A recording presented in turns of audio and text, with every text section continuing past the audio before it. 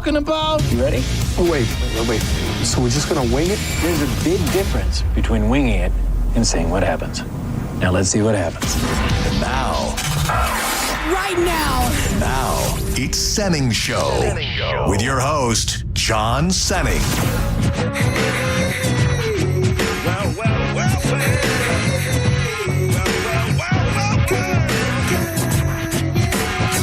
And I be catching them northern fight like on the 10-pound test. Smoke cess, never fast, take a guess. I be the early morning stone pimp. Straight limping, rooms from drinking. At the party, big booty pinching. Chilling like a villain. Balloon filling, whack MC killing. The fine hoe drilling with the $1 million gallon and the 10-cent brain. Been gone too long, too much cocaine. But now that I'm back on the block, I'm ready to rock left to right all night. My game's tight, I wish you might take a bite out of this here toxic, melodic, neurotic product, fresh from the harvest. Who'll be the largest? Ooh, that first day back after a long weekend, just it hits so good. I love it. Welcome to Senning Show. I'm John Senning. That man over there, you might have just been listening to him for the last 2 hours. He is Dizzy. Present. You can watch this show in a bunch of different ways now. You go to theboneonline.com. That's still a thing, Bone TV. But the easiest way, fire up Facebook. Go to 1025 The Bone. We're live all the time now. Also on the 1025 The Bone YouTube page. You can interact with the show on social media at The John Senning. Find Dizzy at Dizzy for Mayor. And you can call us, too, if you want to interact with the show that way. 800-771-1025. Dude, we've hit this past weekend it feels like it happens every year and I don't know if like the hardcore Floridians who have lived here their entire life feel this, but there's one weekend or one day a year where it hits and you can't quite accept the fact that it is going to be this hot for the next 6 months. And this past weekend was that. I think on Saturday we went to the movies, which was a nice indoor activity, and I stepped out of the vehicle and I just remember thinking, I'd love to like pluck somebody from Wisconsin or something and just bring them here at this exact moment to get their review on how morbidly hot it is already before we even hit the month of June. And I don't know, I think everybody has that day where they go, I don't know that I'm going to make it until October with this heat. And I feel like this past weekend was definitely that. I will say, yes, all that is true. But someone who lived up in Toronto for his very young childhood and then went up for like college and all that, I will never trade this over the coldest days in Canada. And that I don't. I have no plans on moving. I don't want to move. I'm not willing to say that. So you would rather the coldest days in Michigan over the hottest days in Florida? I mean, I'm not looking forward to those. And to me, it's not even the coldest day. Like, it's not about going through that cold day. It's much like the heat. I compare the summer in Florida a lot to the winter up north, because winter up north, when that first snow comes, you might as well hunker down, because unless you're sledding or skiing or doing something fun, like, you're going to be inside and it's not going to be fully enjoyable outdoors for a while. Same thing happens when we hit the end of May and we're hitting upwards of 100 degrees. You go, okay, looks like it's this time of the year now. So it's a little different when you got to get up and scrape the windshield and shovel the driveway and all of that. Yeah. It's tough to try and recreate what that life is in my mind, but I don't mind the cold. I mind not seeing the sun for 5 months. That's what bothers me up north. And here it's it's a whole different animal, and I think we're cranked up and it's summertime now. I like Florida so much more over the north, because one of the things I hated the most about the cold up north, not even like take away the snow and all the stuff you mentioned, just the cold. When you're walking in that cold and the breeze hurts you and you get that feeling in your nose where it's like, do I have boogers in my nose? It burns. But you find out, it's just your nose hair is freezing. It's just frostbite inside your brain. Never doing that again. See, you're not a big man. But I mean, I feel like as a big man, the cold is more comforting. Like like my AC is already fighting for its life. And even when the temperature is what it's supposed to be in my house when I go to bed, still during these months, I find myself waking up hot. I don't know what it is. Yeah. Like my house it's keeping up just fine, especially at night. But still, I find myself waking up, having to take off the covers and be like, I think the humidity can seep into your house, even if the temperature is what it says it is. It's funny you said that because this whole weekend I had the same thought. I'm like, the house is good. We're AC'd up, but for some reason, and I could just be in like shorts or boxer briefs. I don't even like to sleep with clothes on, but I will still be so goddamn hot. There's something to it. It's got to be the humidity. Something happened last week that I'm so bummed out that I forgot about, but it was like the universe brought it back to me because I was skimming through one of these prep service things that we have access to, and it said a poll online asked if a stranger at the beach asks you if you can rub sunscreen on their back, would you do it? 36% of people said absolutely they would rub sunscreen on a stranger. I think there's far more that goes into that, but it reminded me of something that took place last week. It had to be Monday or Tuesday, maybe even Wednesday, and our good buddy, a cat named Mo, who I know filled in and was the only live program yesterday. Shout out to Mo. I don't even remember what it actually was, but he came in, and as we were crossing over, he asked you if you would rub him down with lotion. What was do you remember what the lotion was? Why he needed it? I think it was just he did the gym and everything, and I think it was just lotion. It was just nothing to it. It's just he wanted lotion on his back and stuff. And you declined. I immediately said, no, get the F out of here. Yeah, it is interesting that he even asked. I feel like there's a very specific group of people that you could be comfortable rubbing lotion on. Like first of all, it's got to be like your best friend. Like your best friend, your ride or die, somebody that you've grown up with and known for a very, very long time, or a family member, or possibly a beautiful lady. Like those are the qualifications. Mo, I don't know that I would probably be more because he didn't ask me directly. If he would have asked me,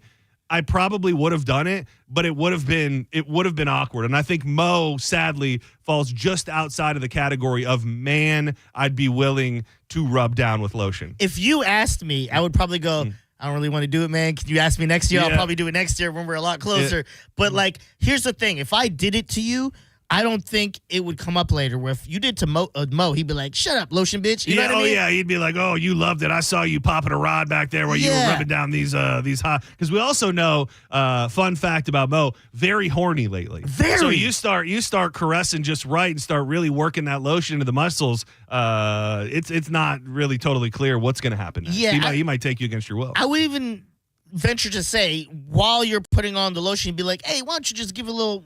Massage your little shoulders a little bit. You know what I mean? Yeah, I can't. I don't know that he meant it when he asked you to rub him down before he went onto the air. But I think it takes a certain type of comfortability with your fellow man to ask them to. Because I don't think. I got nothing but love for you. I don't think there would be a scenario where I would ask you to rub me down. I hope not. Did he tell you what part of his body? Like, did he want the shoulders? And I didn't get that far. I just imagined it was shoulders and back, all of it. I think you just the parts he can't reach. Deep in those in the traps up here, really, really working it in. It would. Like if an old man, because that's another scenario I can think of. Like it's an old man who maybe can't reach his body that well. And he comes over and he's like, hey, buddy. Yeah. Hey, buddy boy, I see you out there. You look real spry. Could you get my back for me? I don't even know. I got an SPF 50 and I can't get the crack in my back. I feel like if it was some random old person, I would be like, I'm kind of a germaphobe. I'm sorry, I don't really want to. But, part of me feels like you are nice enough that you would do it. You think so? Yeah, but I also, I hate to say it, I think there are things about the person's body that give you the right to say no. A very, very hairy man, you are now entering into a whole other thing. Like I can kind of be very non-sensual about it, kind of give you circles with my hands. But once hair is involved, then I'm literally running my fingers through your back hair. It's getting all like smeared up on the hair. So then I got to kind of like rub it out of the back hair and place it other spots. So I think it's maybe you'd be willing to help somebody out. but I also think it depends a lot on the make of the person, the build. Out of everyone here at 102.5 The Bone on air, besides Drew, because I know you guys have already run each other down with different that's stuff. the thing. I was thinking about that, and I'm glad you brought it up because I was thinking to myself, would I do it to Drew? The answer is yes, and my second thought was I've shaved him before. I've on the air. Where did you shave him? Dude, here I shaved his back. Why? Dude, he was going. I mean, it was a bit, but it was also a real thing. Yeah. He was going somewhere like outdoors. I want to say he was going to maybe a water park or something. And he was like, "Dude, I need to shave my back." And I said, "Well, I'll shave your back for you." And we did it. We did it on the air, and it was. Drew doesn't look like a hairy back guy. He's a bit of an otter. He's not. It's not a real long matted hair. It's more of that fine otter hair, for lack of a better term. So I did shave his entire back, and that was I'm not saying that I loved it. I made it through it. He's a friend. I could see myself doing it if need be. But what was your question? If I had to, out of everyone on the 102.5 The Bone lineup, who are the people you are going to put that lotion on? I don't know why. First and foremost, the first person that comes into my mind is Galvin. Really? Not Carmen? We're talking females as Everyone, well. From that perspective, yes, Carmen. Number one. Carmen, Monica, and JoJo. Okay, get them out the way. I Then. thought we were ranking just the men. It's funny you said Galvin though, because when I asked that question in my head, I went, I could for some reason see him not rubbing down, but put it on Galvin. If Galvin's like, hey, hook me up, you're like, yeah, sure, bro. If you'd like to shout out the Bone staff member you'd like to most rub down with sunscreen, 800-771-1025. The thing about Galvin, he seems like he doesn't have a lot of body hair. So I think that is why he's my first pick, because it's the hair part that's going to skeeve me out the most. So really my rankings here are who has the least amount of body hair. Yeah. And I feel like Galvin is near the top of the list of least hairy men. Okay. All right. So anyone else on the morning show? Not Gio. Not the sexiest man on the bone. I wouldn't say no to Gio. Yeah. He looks like he has a hairy back. Oh, really? See, I take him as as smooth, real smooth. When I say I don't mean I think he has a hairy back, but if someone was like kind of hairy back, I'd be like, I kind of get it. Like, okay. Yeah. So probably Galvin, and then I feel like you. I hope that doesn't make things uncomfortable. No, but I don't have that big of a back, so I it won't take long. I would rub you. Yeah, if you needed to be rubbed, and then obviously Drew and. Dude, man, now that I think about it, it could be a fight for first place between Galvin and JP. Really? JP's kind of like seems solid to me. Yeah. So there's something about, if I've got to rub a man, you want to feel a solid man. I want to feel some solidity. I want to feel some muscles in there. So JP is a solid number 2 pick. Is it weird that when I'm picturing you doing JP, you put on his shoulders and everything, you go, oh, you got some tension up there, too. Yeah, dude, and the thing is, I bet he does. And the thing is, I would take care of that tension. You rub it out? I would absolutely take care of that tension. JP, if you're out there listening, just know I got you. Little kisses on the neck? Yeah. How's that feel? Outside of that, there's not many people. I think everybody else kind of just falls into another category of would not choose to. Like if asked, I'd have to face, I'd have to face that, but not an initial choice. You got a sexier pick than that as your number one man to rub. Number one man to rub. If they asked, this is gonna sound weird. I'd rub Pap Paps. Oh, really? I would rub Pap Paps. You and Pap Pap seem like you're becoming good buddies too. So you've got that comfortability. Yeah, I don't think he would make it awkward. I think it would be even funnier. I'd be like, tending to a senior citizen. Dude, he does. He does look like he's hairy. I could see hair. Yeah. Oh, don't act like you haven't seen him with a shirt off. I know you guys are probably doing some soft swapping or something. All these little quote unquote game nights you guys are having. Yeah, game night. Don't act like you haven't seen the man shirtless. I propose. I go, we should swap teams and lovers and see how it works. And then whenever it says no, I go, oh yeah, I was just kidding. I would definitely, I would do because I trust you. I'm also I think very smooth. You would make me regret it because I'd be like, I feel like you would make jokes and I'd be like. No. I'd keep it very professional if you rubbed me. Galvin's too tall. I mean, you're pretty tall. Well, he would lay down for the sake of the argument. Okay, they're all laying down? We're laying down. I want Gal. Sit down. I don't want you to lay down. I just thought about that. I lay down, face down, ass up. Yeah. Give me all the way to the cheeks. I think I would do Galvin. That sounded weird. And I think that would be it. I don't know if I would. I think I wouldn't mind doing Drew. I think Drew wouldn't make it weird. You know? What, no JP? No love for JP's? JP, I would. JP, that's my boy. I got his back. Literally, yeah. I'd crave him down. There's someone else I had in my mind. I mean, I hate to say it. I feel like another easy pick is Mo, but you already turned him down. No, I'm never doing Mo's back. Why? Never. I just told you. Just why. because He's gonna talk trash. He's gonna call me lotion bitch. he's gonna use it against Yeah. you for the rest of Exactly. your life. No, I'm not doing Mo's. If I did Mo's, it would be like I would take the lotion and just like make a middle finger on his back or so, like a big BBC. You have a big you know what I mean? wiener on the back. Yeah, that's the only way I would do it as a joke. Shout out to Ian Beckles and our good friend Sandy. We had him in the building on Friday, and I went out there on what day did I go out there? I went out there on Sunday. Yeah. Dude, it's the Balti Bayou. That's the name of the food truck, right? Yes. I have to say, us talking about it may be enough to move the needle. If they end up, there's so many like food influencers across Tampa Bay now. If the right person gets over there, this is going to be a spot where they will be lined around the block. I had the Bombayou balls. That's what they're called, right? Bombayou balls. I read it 15 times. I'm pretty sure. On Sunday, dude, this was legitimately one of the better food items that I've put into my mouth in recent memory. It was one of those foods that sometimes you eat things so good you almost get like this buzz, like this like this kind of like blood rushing through your body. And these were absolutely that. They were pretty much, it's a shrimp and grit ball. So there's shrimp and grits inside a fried ball, but the star and the thing that just puts it all together and will blow your mind is it's in a red curry sauce. Yeah, so they're not like so they're not fully submerged. No. But they're like the bottom of the ball is in this red curry sauce that has andouille sausage in it. And dude, I think if people get their mouths on this thing, I believe, and I know she's got tons of other stuff. I had the butter chicken too, which was next level. But I think that if people find out what she's doing over there at the Dignitary Cafe, I think that's going to be a line around the block type scenario because she is making very, very, very high level food. Absolutely blew my mind. Yeah, I tried everything on the menu over this whole weekend. Everything is fire, from the gators to the bayou balls, the shrimp grits, everything. Friday I was out there. Spike stopped by, and then Saturday he stopped by again. Sunday Johnny B was there. We were just I saw everybody was not rolling Sunday. through. Was that Monday? Your day off, Saturday, Sunday, Monday. Yeah. That awesome. Yeah, it was legit. I also did. We talked about it. I had my first ever oxtail, which now Ian did say, and he pulled it right off of the smoker. He said, "I just got to tell you, don't go around eating oxtails thinking this is what an oxtail tastes like." Yeah.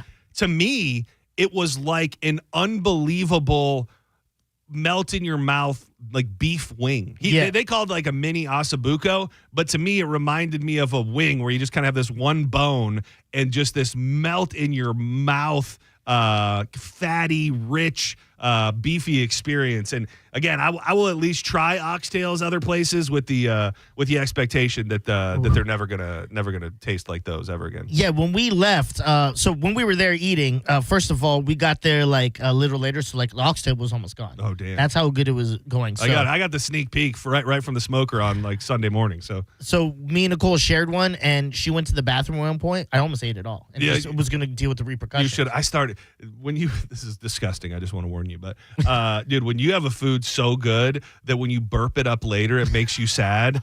That's when you know something was good. And dude, all afternoon I would just burp, and then I would taste that oxtail. I'd be like, I got to get back over the bridge. I got to get myself another tail, dog. Which it is. It's just a cow, by the way. Yeah. It is not actually ox, which feels mildly misleading, but dude, just great stuff. And I hadn't been out to the cafe in quite a while, and I hung out there for a bit, and a really, really cool spot. Shout out to Ian Beckles, sweet man. Yeah, the food was so good. I was dancing. If Yeah, the food it can get me does. to dance It does. while I'm eating between bites, you're doing the right thing. Yeah, and sweet Sandy even made Danielle a baconless shrimp and grits. Who she's a big shrimp and grits lady, and it's in the upper echelon. Ride or Die, Tampa Bay, great idea for the Bone Beach Bass, the Setting Show sunscreen rub down station. Dude, I love it. I absolutely love it. But I'd like for it to be like, do we just have to rub everybody?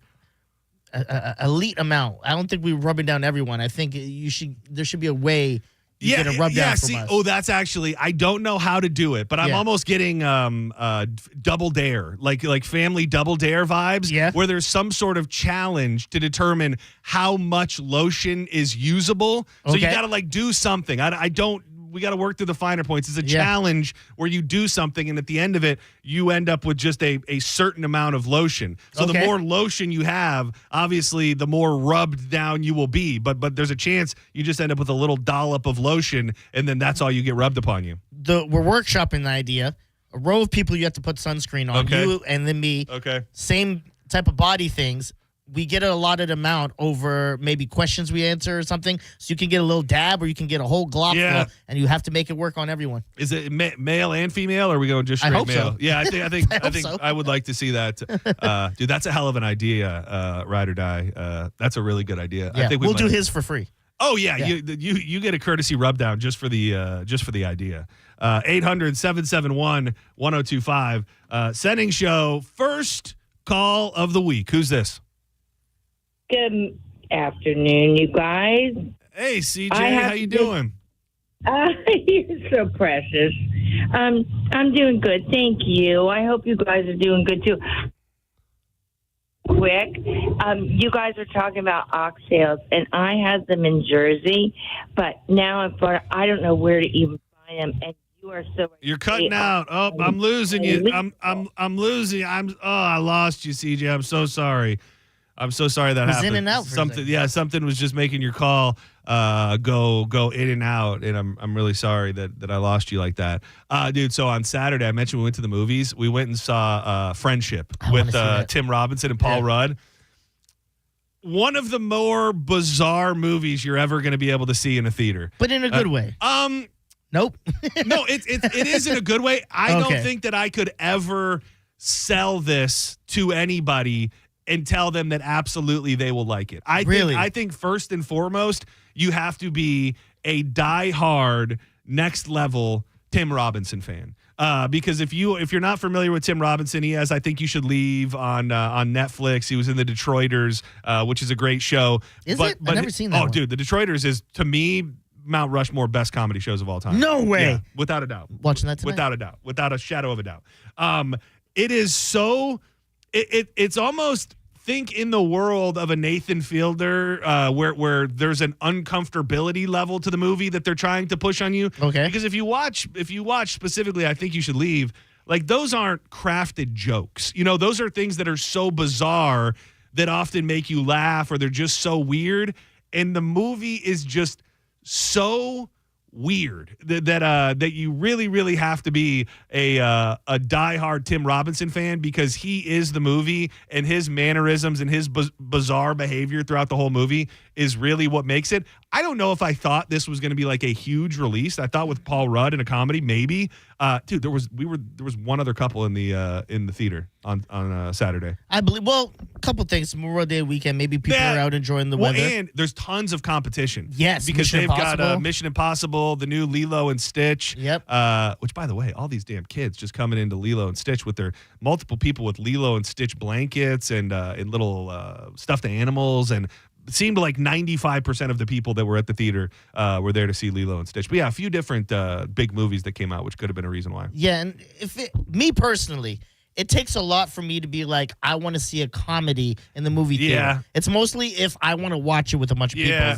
That's where I take it. It's like, do I want to see this and laugh with other people? Sure, I'll go watch it. It's a big movie. I think the last one I saw might have been Superbad or something. Like, it was old. Oh, damn. I haven't seen a far comedy back. in it. Yeah. Yeah, this, I just could not wait. I love Tim Robinson. I just love him. I think that's probably, out of old things that I watch, I put on episodes of I Think You Should Leave probably once a week when I'm going to bed. and he's just so damn funny to me that I had to go see it. I was poking around to see if I could get it illegally or find a way to stream it. That didn't really seem to be an option.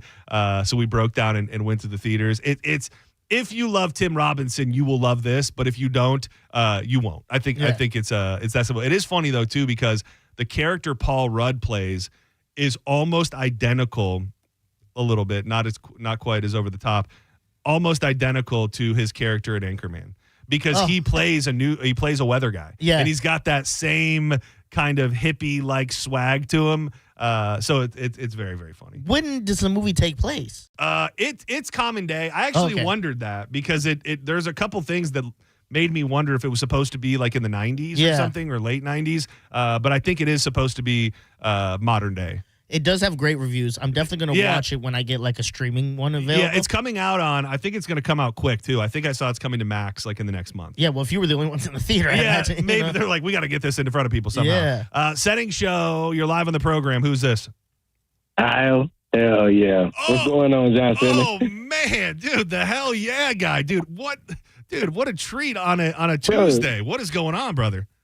Y'all talking about oxtails and all of that? Man, every couple of weeks I do like big seafood boils and barbecues and oxtails and all of that stuff. I was like, hit me up on Twitter, bro. I was like, oh, dude, you ready to have an oxtail off and put yours up against Ian Beckles? I go against Ian. I go against anybody who wants to do it. Oh, damn, that's a bold statement. This is very random, but a couple weeks ago I was helping out my good buddy librarian Russo, who's with Lakewood High School. I know AP Russo. He is an AP at my daughter's high school. Oh, you know him? Okay. So yeah. I was helping. I don't know him personally, but I know who he is. That's so cool. What a small world. So I was helping him out with something, and he brought a teacher from Lakewood who was telling me all about these different dishes that she prepares, and she was telling me that she does a boiled peanut seafood boil, and it had like crab legs and all sorts of stuff, and she said she puts oxtail in there as well. You ever dabble in a boiled peanut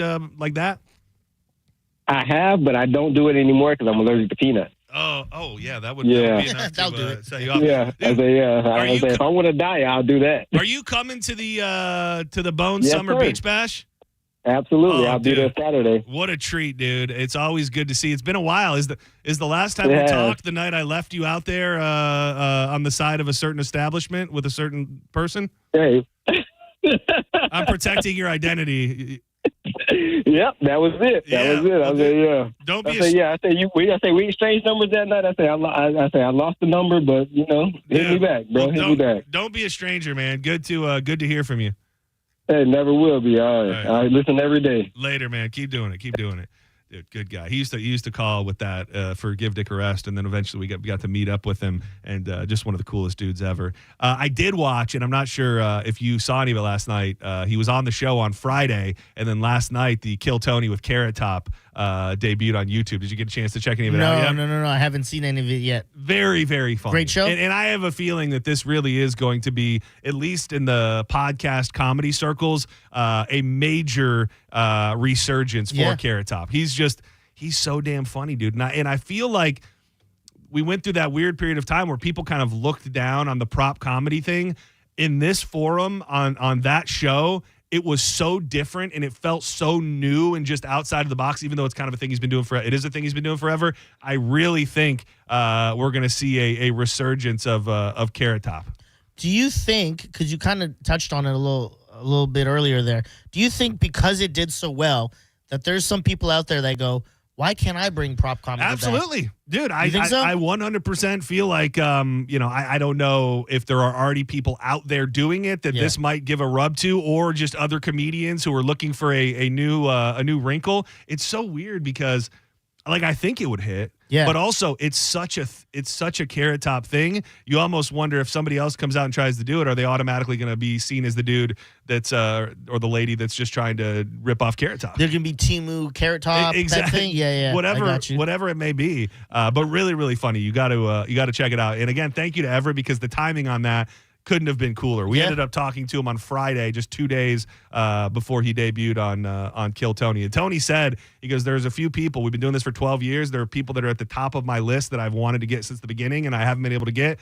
And he's at the top of the list, and it's pretty. I didn't watch it all, but we watched a good hour of it last night. Speaking on the prop comedy side, and just that kind of stuff mixed in with comedy, I'm surprised there's no magicians that really dabble in comedy with their magic act. Do you think it's because they want to just keep their magic not considered funny? Or, you know what I mean? The sanctity of their magic is too much. They don't want to mess. I mean, there are some funny comedians out there. What was the guy?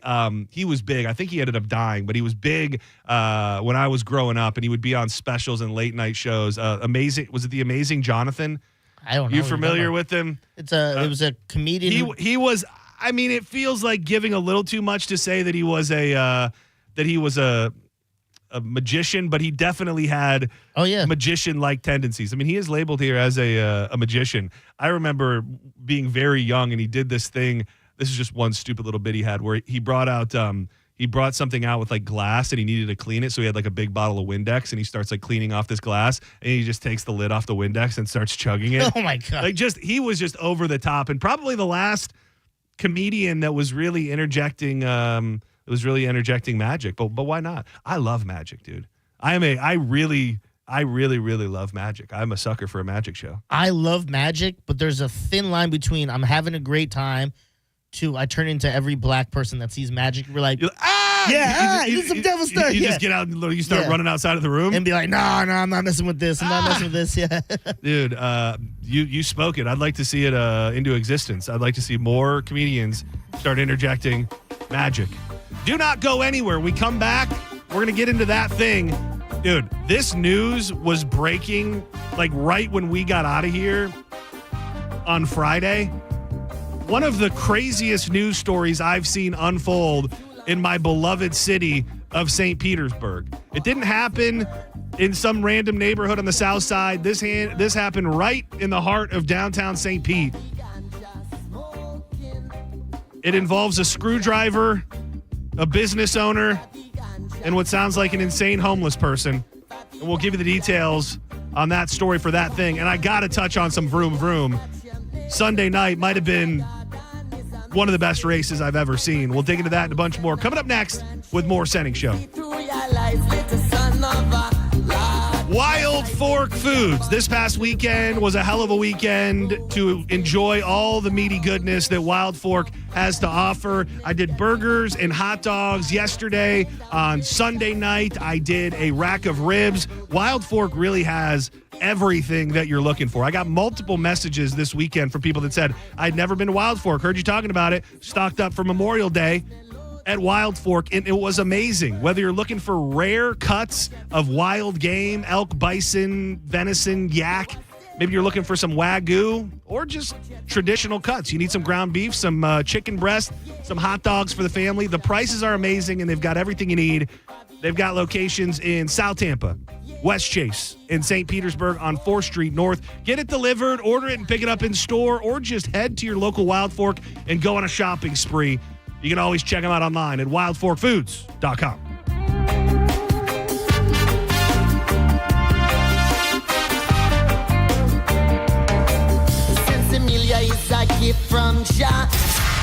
You're listening to Senning Show on 102.5 The Bone. Download the free Bone app to listen to us anywhere. Sponsored by Mark Spain Real Estate. Get your guaranteed offer at markspain.com. It's the start of a new season of Raise deals, and they're so good, even Raymond is buying. Drive a new Honda Pilot, just $479 a month, or a new Honda Accord, just $259 a month. Even Raymond is buying. It's the start of a new season of Raise deals. Don't miss out. Claim your Raise deal today at Crown Honda, the better way to buy and service. Call 800-509-4942 for complete details. At Sun Toyota, we're saluting service with Memorial Day specials all month long during the Summer Starts Here sales event. Get a $500 Amazon gift card with a new vehicle purchase. Then shop select new Toyota trucks with 0% financing and a nationwide lifetime warranty with 4-year maintenance on new models. Shop online at suntoyota.com, because when you make it Sun Toyota, we make it happen. Call 1-800-639-3367 for more information. Toyota.com. Have you ever taken your family to dinner and been shocked at how expensive the bill was? Or gone to the doctor and been surprised by a large bill that was sent to you later in the mail? There is over $22 trillion in U.S. tax-deferred retirement accounts like the IRA and 401k. So do you know how much you will owe in taxes on those accounts in the future? Hi, I'm Rebecca Walser, principal of Walser Wealth Management and a tax attorney. And right now, I want you to think about how much you've saved in your own deferred retirement accounts, whether it's $250,000 or more. Guess what? That is not all of your money. You will have to pay those taxes in retirement as you withdraw it when you have no income. At Walser Wealth, we create a retirement tax bill calculator to show you what you will pay in future taxes on your accounts, and it's free for you to use. Go to mytaxtest.com. Knowledge is only power when it's followed by action. Knowing your future taxes, we can show you strategies that might help you lower them and lower your tax burden overall in the future. For now, use our free tax calculator, mytaxtest.com, mytaxtest.com. I'm Ultima Morgan of Morgan & Morgan. Every time one of my children started driving, it was terrifying. Thousands of accidents happen across the country. We see it every day. If you've been injured in a car accident, call us. Dial pound law or visit forthepeople.com for an office near you. 1 in 4 Americans have a disability. I'm one of them. I'm also a working mom who cares deeply about making sure every child with a disability thrives by getting their access needs met. We've got a trusted ally by our side. Easter Seals provides children and families the foundation for lifelong success through early learning programs, skills training, and prep for college and career. That's my Easter Seals. Make it yours. Join us at easterseals.com. O'Reilly. Did you know 1 in 4 car batteries is weak and needs to be replaced? O'Reilly Auto Parts will test your battery for free in or out of your vehicle. We can help you find the best battery for your vehicle and budget. O'Reilly Auto Parts has batteries starting at just $89.99. Get your battery tested for free today at O'Reilly Auto Parts. O'Reilly Auto Parts.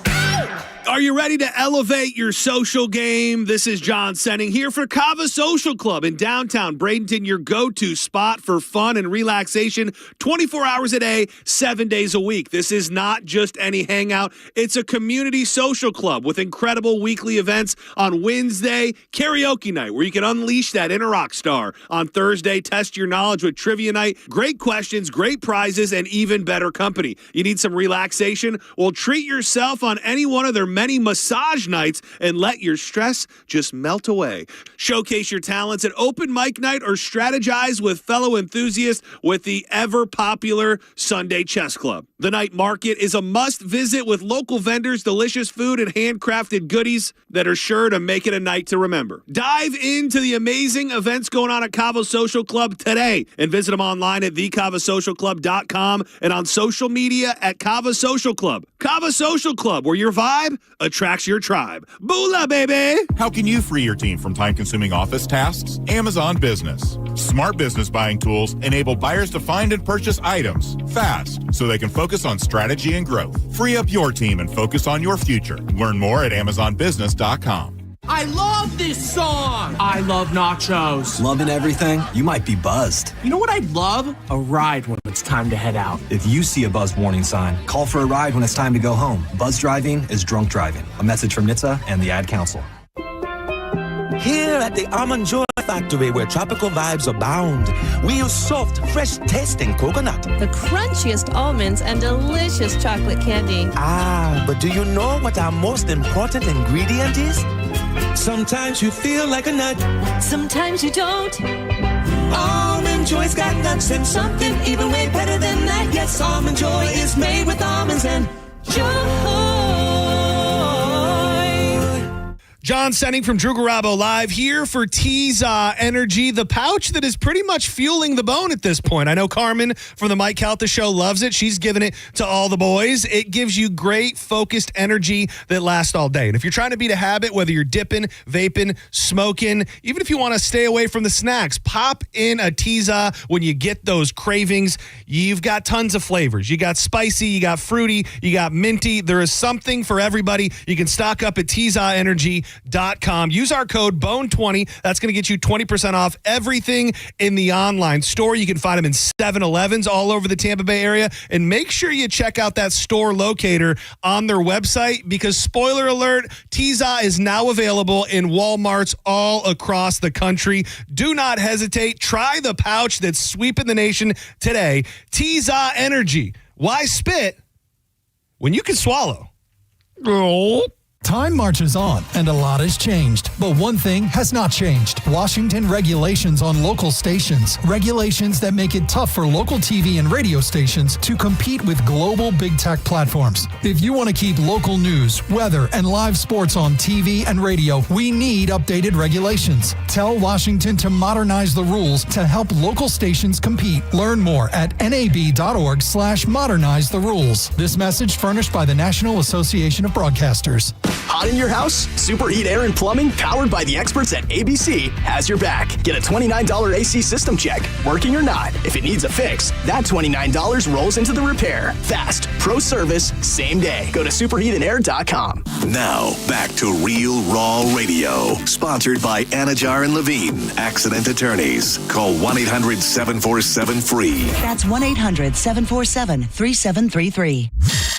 You might know nothing, but at least you'll know that thing. Brought to you by Just Call Mo, Tampa's injury attorney. That thing.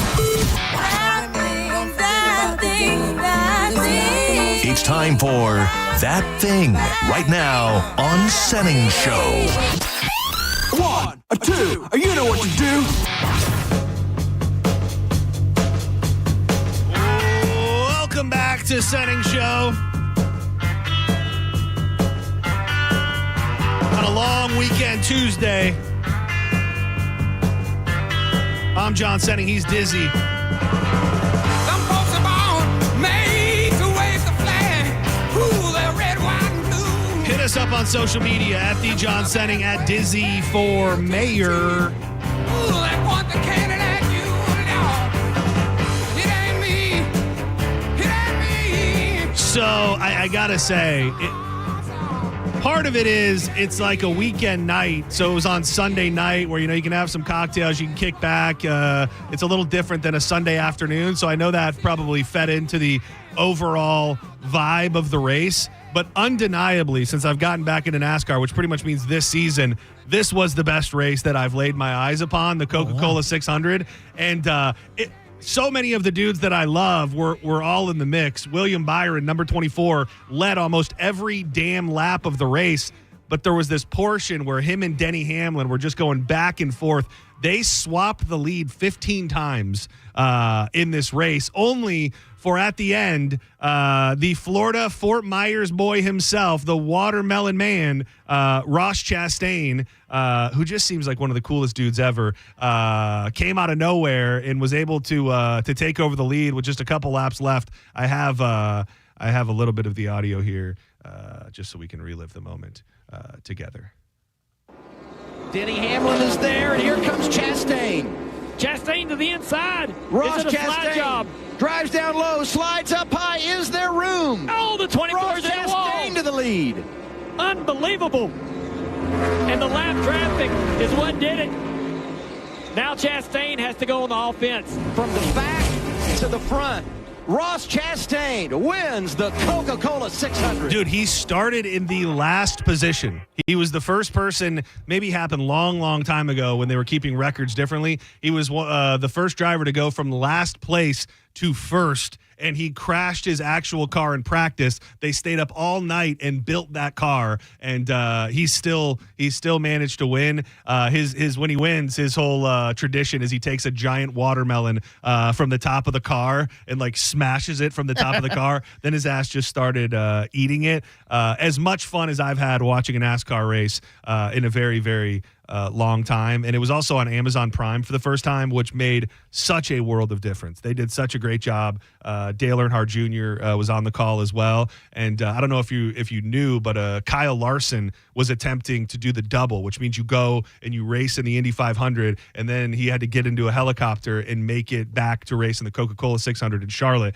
And he crashed out of both races. Oh, he crashed in the Indy 500, got to come back early, then was leading the race, hit the wall while he was leading the race, was out, got back on the lead lap, was having some of the fastest lap times at that point, and then got caught up in another wreck. And you've done all that, prepared for 2 races, flown across the country every day, and he did not finish either race. Damn, that sounds like I missed a great race with the crashes. I love a good crash in a race. Dude, it was very, very exciting, I have to say. it's also the longest race, so it started at like 6, and I don't think it was done until like 11. Like it was like 4 hour long, and we were pretty much riveted to it for the entire night. Vroom. But you were like going in and out of the race. You weren't watching the whole race for like 4 or 5 hours, right? No, I think we watched it. I mean, I didn't turn anything else on. Like it's it's on outside and it's on in the house. So sometimes I might have went outside, took a dip in the pool, had it on. But I mean, it was pretty locked in for I think it was 4 hours and 35 minutes. Do you listen to music in the back? Is Kill Tony on, or is it literally just this was pretty dedicated to what did I cook? What did I cook on Sunday night? I think I made tacos.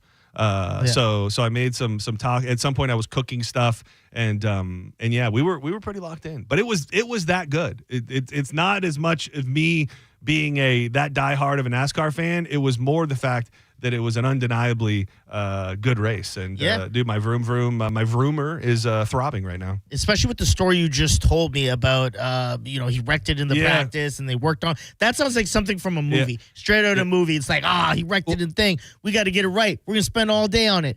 Oh, we started from last, and it's like it's funny you say that, because talking about I've always just had a really big fascination with how like live sports are covered, and how some networks do it so differently. And dude, and I saw a lot of people like over the top praises for Amazon Prime. It was the first time they'd ever covered a NASCAR race, and exactly what you just said. They said like cluing people in and keeping the storylines alive and making sure that you're always touching on it and talking about it makes the difference between people want to watch and not. You know what I mean? Like, I understand the people like, oh, it's just cars going left. And I get a bit of that. But you add in the personalities and the storylines that are all interwoven. And when you explain that to people, it makes it a lot easier to get through 4 hours and 35 minutes of racing. Yeah, I think, listen, I watched NASCAR before. When we did it, we definitely had music on and stuff like that. Like going in and out. Yeah. I mean, honestly, when I watch a lot of sports, unless it's like NFL football or even like when I watch my football, I have music on and stuff because I can't just sit there and watch a whole sporting event sometimes. Yeah, I get that. My ADD is very strong as well. But this one had me locked in. Setting show, you're live on the air. Who's this? This is Bob, Fort Myers. How you doing? Hey, Fort Myers. You got Ross Chastain down there? Can you put us in touch with him? Oh, yeah. We know him very well. He also got second in the truck race on Saturday. Yeah. I mean, with William Byron winning the Xfinity race and then coming in second after leading all those laps, good weekend for those guys. Hell of a race, wasn't it? Great weekend for him. Yep. So you say you know him. Like, do you actually know him? Is he like at the corner store? Can you put in a good word for us? I've got friends that are very good friends with him. He comes to our local hole in the wall we have in Fort Myers. We call it the hole in the wall, but it's our local bar, and we all love it. So, dude, well, if you ever see him, put a little bug in his ear and tell him Setting Show wants to talk to him. I will do that. All right, buddy. I appreciate you checking in. Have a great day. Later. So I don't know what time it was. It might have been a little bit later. I'm not sure exactly what time it was, but at some point on Friday afternoon when I got home, Drew sent me it was like a copy and paste thing that just said, it didn't even say stabbing. It just said assault victim St. Pete on 4th and 1st Ave. And it just started getting talked about maybe around 4 or 5 on Friday. And by the time we got all the information about what happened in downtown St. Pete, the story is more insane than I could have ever imagined. I thought maybe a couple homeless people got into a fight, somebody was attacked. It's way weirder than that. A man is dead after St. Pete police say he started behaving erratically at the Scientology Center, where he punched one person before going to a local business where he then attacked the owner of that business. So it obviously was later, because just before 6 p.m. on Friday, investigators say Dustin Hedenberg engaged in a heated discussion with the owner of Ahi Sushi. I know this place very well because it's 2 doors down from the galley. So, I mean, this place, that corner is right across from Williams Park, which undeniably, if you know anything about St. Pete, there is a bit of an issue with the homeless. And I don't even know for a fact that this guy is homeless. I'm being presumptuous, so if it comes back to bite me, either way. Dustin Hedenberg engaged in a heated discussion with the owner of Ahi Sushi, Fai Yong Zhang. that is when Heddenberg struck Zhang, knocked him to the ground, and began punching him. During the fight, Zhang, a 50-year-old man, grabbed a screwdriver and stabbed Heddenberg in the face. Oh, my God. Dude, he was taken to a local hospital where he later died. First Avenue North was closed between 3rd and 4th for pretty much the entire night. At this point, even as of today, and I don't think it's coming, detectives have not charged Zhang. The investigation is still ongoing. But it sounds like this psychopath had been causing trouble up and down St. Pete all afternoon, and he effed around and found out with an elderly Asian man who was able to get a screwdriver and stabbed the dude in the face to death. Do you think you have it in you? Stab someone in the face? Well, it's funny because I was listening to JP earlier when you were talking about what's going on at your place. You got the cameras, people causing trouble, knocking on the door and burning trash, and you talked about grabbing the gun, and then they were saying, or Monica asked, "Do you think you could do it?" That is, I think those moments become much more of a crime of passion. You know what I mean? And that I don't think it's so much about can you do it. I think most people can do it, specifically when someone's in your home. Yeah. Like if you walk out and there's a person in your home, inside your home on the other side of your door, I think 95% of people have it in them to shoot first and ask questions later if they got the strap. Yeah, I would agree. Like I said on the show, like I think it would just become second nature. You go, I'm being protective, I'm doing this. And then you don't think of, I'm about to take this person's life. You're like, I'm protecting mine. I'm saving Yeah, you're absolutely right. It's more of that. It's I'm saving everybody's life here. I'm not focusing so much on the fact that I'm about to take a life. I just know that these are my people. This is my home, and you're inside it. That different, very different, but also similar, because I think in a situation such as this, if you are actively getting your ass beat, and I mean this dude, without knowing much about him, Dustin Heddenberger, sounds like he was unhinged. He had just been in a business earlier, causing trouble. He then goes into this business where he ends up swinging and attacking. I wouldn't say he's elderly, but an older dude, Feiyong Zhang. So he attacks him and he gets on top and he just starts beating the hell out of him. At some point, when you're getting the hell beat out of you, I think it's that same type of crime of passion. It's fight or flight. I've got to do something.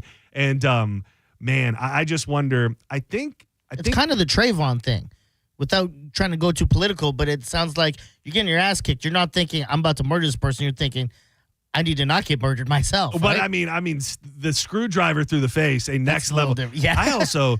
You gotta think it had to be like the perfect spot in his face, because I would you're going for the eyes, right? I would believe that pretty much from the eyes down. I think if you get stabbed in your face, it's gonna hurt and it's gonna suck, but you're gonna live. I'm thinking you're probably right, and that he might have put it, because I don't know if you could go through somebody's forehead with a screwdriver, but you could probably go. He's on. It would top. stop. It would definitely hit the skull. Oh God! Yeah. But dude, you're probably right in that he went through the eyeball. Depending on the screwdriver, like is it the Phillips that's the flatheads?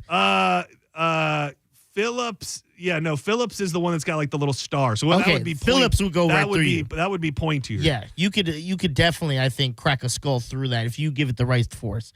Ugh. Yeah, it's. I don't think they would notice right away. I don't think it's like in the movies where you stab it like a zombie type thing and they're just like done. I think it would be like your brain would go, something's different. And like, so my thought is, and I think I saw there was conflicting reports. I don't know if it happened right out front of the restaurant or if it happened inside the restaurant. But can you imagine you're just sitting there eating your sushi, having a nice dinner, and then all of a sudden you look up and there's a fight, and then the guy just has a screw.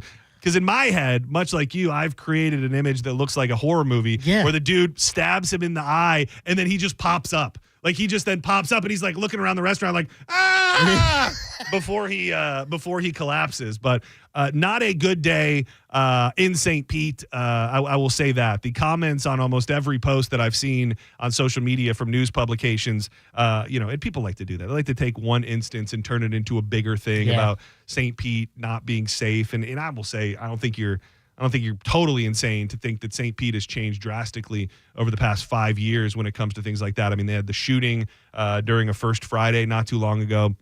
and things have definitely changed. But I also don't believe that you should take the actions of one insane person and then put them on the entire city for a bigger problem. No, I mean, Monica does, but, you know. Well, I mean, and maybe, I mean, I would say if you wanted, and I don't even know yet if this guy was homeless. I just know it's right across from Williams Park. I know that area, often you can be accosted by homeless people in that area. So there's definitely a drug/homeless situation at that park, I would say, to keep it as nice as possible.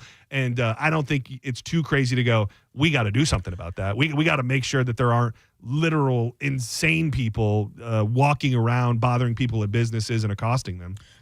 Goes back to our last week conversation about speaking up to people who cut in line and stuff like that. This is kind of the reason why I just don't like to get involved in anything, because you just never know. You know what I mean? Like, there could be one homeless guy, let's say, being loud and being obnoxious, and you're sitting outside eating and drinking with your family. You're like, hey, can you keep it down, or blah, blah, blah. Yeah. And he'll just freak out and just start stabbing for all you know. You don't know. Specifically in that case, you're absolutely right. In that, you know, you're still, sadly, in the modern day, 2025, taking your own life into your hands if you decide to confront somebody about something they're doing wrong. You are really, playing with fate and testing your own mortality if you want to start stuff or you feel comfortable saying something to a homeless person. Yeah. Just because you don't know, first of all, you don't know why they're homeless. Yep. You don't know what drugs they're on. You do not know what is going on. And it's a thing that I've seen in downtown St. Pete before. And, they passed that law. Ronnie D pushed through that law where you can't really be sleeping on the sidewalks and out in public. And I think that has helped St. Pete, because here's the thing. I'm not so heartless that I can't look at that and go, this is our fellow man. We've got to do better. You know what I mean? Like, I get that. But I also don't think that the fact that there are so many homeless people should affect a couple and their kids going out to eat, on a patio out front of a business where there's going to be people coming by asking for money or, God forbid, something more, which I've seen happen a million times in downtown St. Pete. So I don't have an answer for it. I don't know what you do with the homeless epidemic throughout our entire country. The law, getting people from camping outside on sidewalks and stuff, seems to be helping a little bit. But that's just a Band-Aid. Like, we've got to find a way to make it so that less people are homeless. I personally think it's a perfect cross-section of a mental health issue with a drug addiction problem. I think you have people who are damaged for whatever reason in their life, and they end up turning to drugs. They get addicted to drugs, and they can't get out of that cycle. And they're just not happy, but their only cycle of life is sleeping on the streets, finding drugs, rinse and repeat every day for the rest of their life. And until you break that cycle, what are you going to do? If tomorrow Donald Trump or whoever is president said, hey, we're going to start rounding up the homeless people. We're going to start putting them in the back of vans and take them to forced rehabilitation centers. Dude, half the country would be freaking out. You'd go, they would go, you're putting these homeless people in concentration camps. That is the way it would be positioned. And I'm not saying that it is right to do that, but sadly, it may be one of the only things that we can do as a society to try and forcefully get people off of drugs. And it's like a hard love type situation. It's not real pretty. hard love. And that's the thing. It's so bad that whatever the true fix is, it's not going to be pretty. No. You know what I mean? I think it's going to be something that a lot of people will feel infringes on other people's rights. But until we're willing to have really hard conversations about all of the people, and dude, St. Pete, bad, not great. But you look at other cities across the country. You look at places out west in California. I hear people talk about Austin all the time, where you can barely walk down the street because there's so many homeless people. It didn't used to be that way. No. You know what I mean? Like, this is a thing that has really been ramped up in our lifetime. And I don't see many people trying to actually fix it. I tried to, and this is going to sound bad, like let's say I go to a 7-Eleven, and as I'm going in, I see a guy who's clearly homeless, and he's trying to get money from someone. When I go in, and I come back out, I pretend I'm on my phone. Yeah. And I try to just walk fast. As bad as that sounds, I just don't want to get an interaction, and they not like how it turns out. Yeah, I don't think that is, I don't think that you or anybody else out there owes it to a homeless person to listen to their spiel or listen to, because at that point, you are just entering their orbit. Like, you're entering a dysfunctional orbit, whether they ended up homeless by no mistake of their own. This person is living on the street, and that is not a good thing. And I think it should be okay to say that. And just by you being open to a conversation. You're now entering their orbit where they could say something or do something that would ultimately be detrimental to you. So it's something I give Nicole crap for when it comes to like my dog, where it's like, don't feed him this, you're tending him, you're giving him bad what's it called? What's the word I'm looking for? You're teaching him bad patterns. Yeah. Say. When I go to the 7-Elevens and stuff like that, I go, if I give money, they're just gonna always come back and be like ducks at a park and be like, you're gonna hook it up. You're not wrong, and I'm guilty of giving money. I'm guilty of giving money, and I'm also guilty sometimes. Like if I'm going into the liquor store and there's a homeless dude out front there, and he's looking for money, I'll say, "What are you trying to buy? Are you trying to get something from this liquor store?" Yeah, and I'll grab a couple airplane bottles and just throw those to him on the way out because if you're going to be honest with me, I could maybe find a little bit of my heart, but don't tell me that your car ran out of gas 2 miles down the road and you're trying to, fill it up. A little bit of honesty goes a long way. I used to, if I see a homeless person, they ask for money, I would go in the store and usually get them like chips and water or something like that. I'd be like, oh, here you go. I don't got no money, but put this on my card. That's where I go with it to my extent. Yeah, and it's that's probably a nice thing. Do not go anywhere because when we come back, the judge is in the building. Judge Juicy will rule. We've got lots of great stuff for her. But first, you want $1,000? This hour's keyword is purse. Head to the 1025 The Bone app now and enter purse before 30 minutes past the top of the hour, and the $1,000 Bone bonus could be yours. We got tons of great submissions for Judge Juicy coming up next. Family stuff, love stuff, and everything in between. More Setting Show with JoJo next.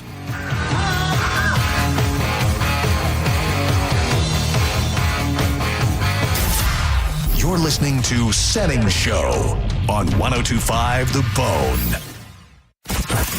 Guys with ponytails, girls that think they're models, people that don't know how to Google something, and of course, ventriloquists. No one is safe when it comes to an open letter from Galvin. Seriously? Hear a brand new open letter from Galvin live every Wednesday at 8 a.m. on The Mike Calta Show. And go check out all the past open letters from Galvin at theboneonline.com. Sponsored by Zero Res. Zero Res. All they leave is clean. It's 6:30 and the branch is closed. Yep. And you couldn't find your debit card. Nope. But you're going to get cash. Yep. Cadence Bank Live Teller has extended hours, and I can get cash from my account with my driver's license. My bank can't do that. Nope. With over 300 Live Teller locations with extended hours, there's opportunity here. Find a Live Teller near you at cadencebank.com/Live Teller. Equal opportunity lender, member FDIC. John Setting here for Furman Ford, Clearwater's big Ford store. From social media to the evening news, everyone is talking about the Ford Employee Pricing Sales Event. If you've been waiting, trying to figure out that perfect time to buy a new truck or SUV, guess what? The time is now during the Ford Employee Pricing Sales Event. What does that mean for you, you might ask? You pay exactly what a Ford employee pays across a full line of trucks and SUVs. This is an unprecedented opportunity that's going to give you massive savings on some of America's best-selling vehicles. You need to go see Bob Murray and my friends at Furman Ford today. They've got that beautiful brand new showroom on US 19 in Clearwater, and you can always check them out online at FurmanFord.com. Furman Ford, from America, for America, and make sure you let them know that John Setting sent you. Time marches on, and a lot has changed. But one thing has not changed. Washington regulations on local stations. Regulations that make it tough for local TV and radio stations to compete with global big tech platforms. If you want to keep local news, weather, and live sports on TV and radio, we need updated regulations. Tell Washington to modernize the rules to help local stations compete. Learn more at nab.org/modernize the rules. This message furnished by the National Association of Broadcasters. Wait, you're leaving us? You're matching pajamas. Matching silk pajamas, babe. You discover Heineken and now you go out to watch live sports? We were literally made to wrap you in luxury, to vibe, to recharge your soul. And your weighted blanket is here. It's like a blanket, but so weighted. Don't listen to your PJs. Head to the game with some friends and grab some ice-cold Heinekens. Must be 21 plus to purchase. Enjoy Heineken responsibly. You know, for years, I've been telling you about my friends at Super Heat and Air. I use them for everything. I have them come out and do a clean and tune before the big season changes, and I've used them to replace units before, and now they just got a whole lot better. Super Heat and Air is now adding expert plumbing. That's right, Super Heat and Air, my personal choice for HVAC excellence for many years, is now in partnership with ABC Plumbing, Heat and Air, and they offer trusted full-service plumbing solutions with the same high standards as Super Heat and Air. So now you get all the services all in one company. Every technician that comes out is drug screened, background checked, and fully vetted, and they only hire the most trustworthy professionals. Those are the people they're sending to your homes, and they have the same 24-hour day, 7-day service because plumbing problems don't wait either, and they deliver 5-star service because nothing less is acceptable. I'm so happy to announce that Super Heat and Air is now Super Heat and Air and Plumbing. Check them out online at superheatandair.com. That's superheatandair.com for all your HVAC and plumbing needs. Tell them Mike Calta sent you. Involved in a car accident? We understand the pressure you're under. Call Farah and Farah. Tampa. Ruck, run, or walk it at the 3rd Annual Sergeant Anthony Patrick Malstat's Defender Ruck on June 7th. Choose the 5K, 2.2-mile Ruck Walk, or go virtual. Every step supports military mental health and suicide prevention, plus music, food, raffles, and more. Sign up now at DefenderRuck.com and use the code THEBONE for $10 off. Car accident? Take back control of your life. Call Anajar and Levine Accident Attorneys at 1-800-747-FREE. Memorial Day savings all month long at Crown Hyundai. Get financing as low as 0%. Buy with 0 down or make no payments for a year on over 700 new tariff-free Hyundais. Drive a new 2025 Hyundai Elantra SE for only $99 a month. All backed by Owner Assurance, America's best warranty, including a 10-year, 100,000-mile powertrain limited warranty. Crown Hyundai, the better way to buy and service. Visit CrownHyundai.com. With approved credit, 24-month lease, 10K miles a year, $59.95 due at signing plus dealer fee and electronic filing fee. Prescriptions require an online consultation with a healthcare provider who will determine if appropriate. Restrictions apply. See website for details and important safety information. Price varies based on product and subscription plan. Hey guys, let's talk ED because millions of men experience it, but not everyone can access or afford treatments like Viagra. Well, Hims can help. Through Hims.com, you can get a full range of treatment options for ED, including daily or as-needed meds through a 100% online process. It all starts with an online intake form. Get started at hims.com/radio. And from there, a medical provider licensed in your state will determine if ED treatment is right for you. If prescribed, your medication is shipped to you for free. Find the ED treatment that fits your needs with options up to 95% less than the brand names. Millions of men experience ED, but Hims can help. To start your free online visit and save up to 95%, go to hims.com/radio. That's hims.com/radio for your free online visit. HIMS.com/RADIO. Oh, hi there. This is Attorney Patrick Smith inviting you to tune into The Bone this Saturday and every Saturday from 8 to 9 a.m. for the Attorney Patrick Smith Show, where you can get all of your legal questions answered. So tune in this Saturday from 8 to 9 a.m. right here on The Bone for the Attorney Patrick Smith Show. 1025 The Bone. Real Raw Radio. WHPT, Sarasota, Tampa, St. Pete. And 107.3 WXGL HD2 St. Pete. Live from the WeatherTight Windows studio. And now, back to Senning Show. With your host, John Senning. Boy, mad at you. I had to get back at you. I had to get back at you.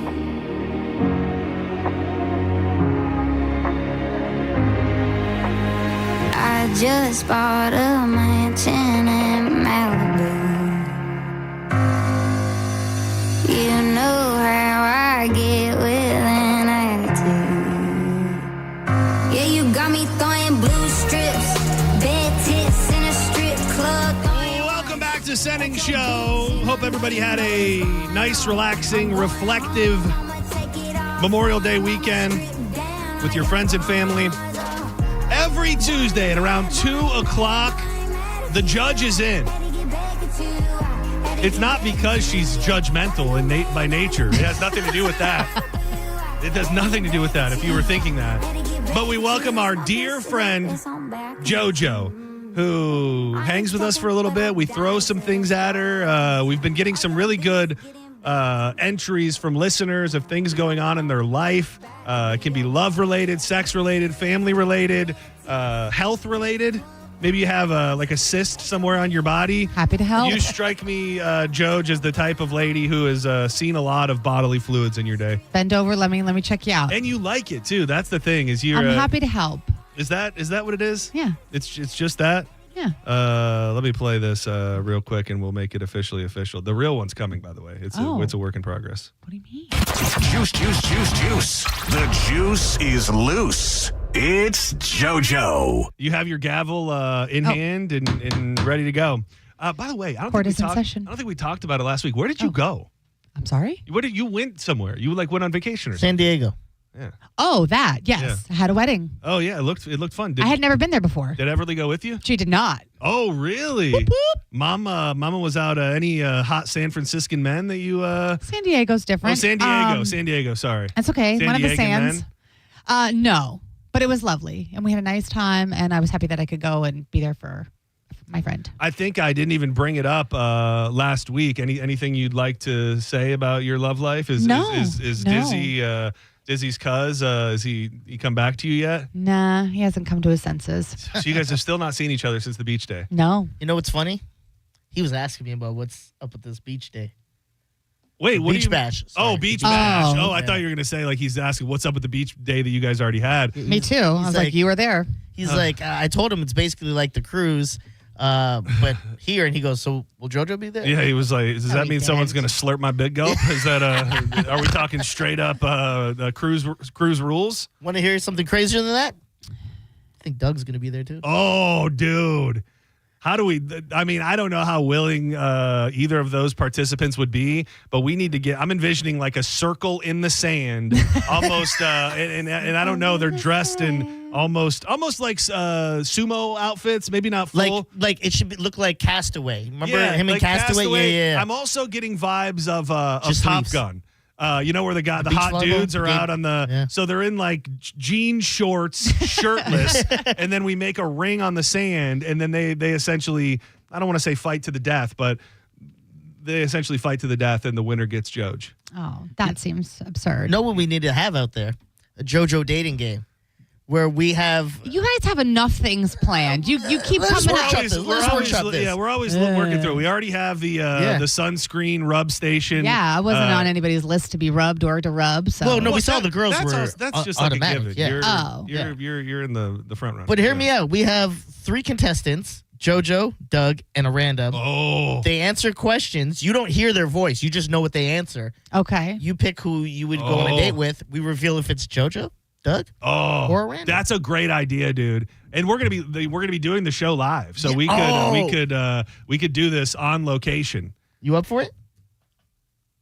I feel like maybe we need to be thoughtful about the third, though. Yes. Whoever the third dude is, we need to be thoughtful and make sure that it's. Would you prefer it's somebody you know or don't know? It doesn't matter. I think it makes it more interesting with somebody she doesn't know, because then it's like these two guys who have at least somewhat penetrated. I was gonna say your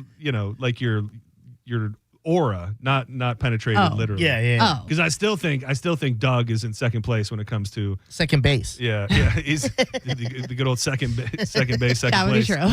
Yeah, so somebody that's not in your circle already. Okay. Yeah, we'll vet people until up to that, and we'll pick up what we think. Yeah. Not as a joke. What we think.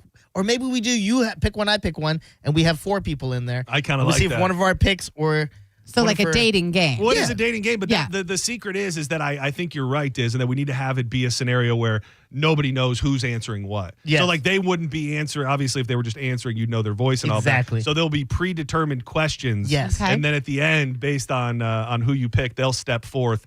Could be old Doug, who last week I believe you said you would marry in an F, marry, kill. Yep. Could be old big gulp JoJo, or it could be one of the randos that Diz and I have found. Yeah.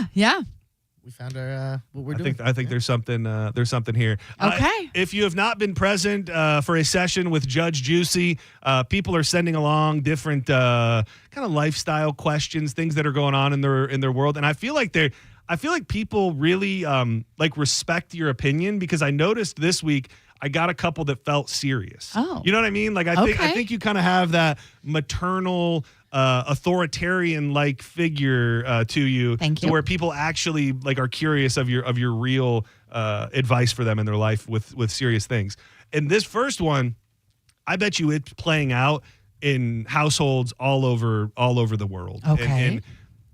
And it's a tough one. Oh boy. Okay. Dear Judge Juicy, my husband and I have very different approaches to social media. He's all in and I'm all out. I don't do the internet. I don't have Facebook, Instagram, X, Snapchat, and whatever else people are using these days. I quit using social media 5 years ago when I realized how much it was contributing to my stress. Leaving it behind has helped me out tremendously. My issue is that my husband is on it all day, every day, and he doom scrolls, which often makes him in a bad mood. This is frustrating enough, but my real complaint is he constantly tries to involve me. He wants to show me posts or read them to me and expects me to participate in his increasingly bad mood. How do I get him to stop? I've told him before that I don't want to hear about it, and what I'd really love for him to do is unplug himself. How can I get him to hear me? Judge Juicy? Woza. I mean...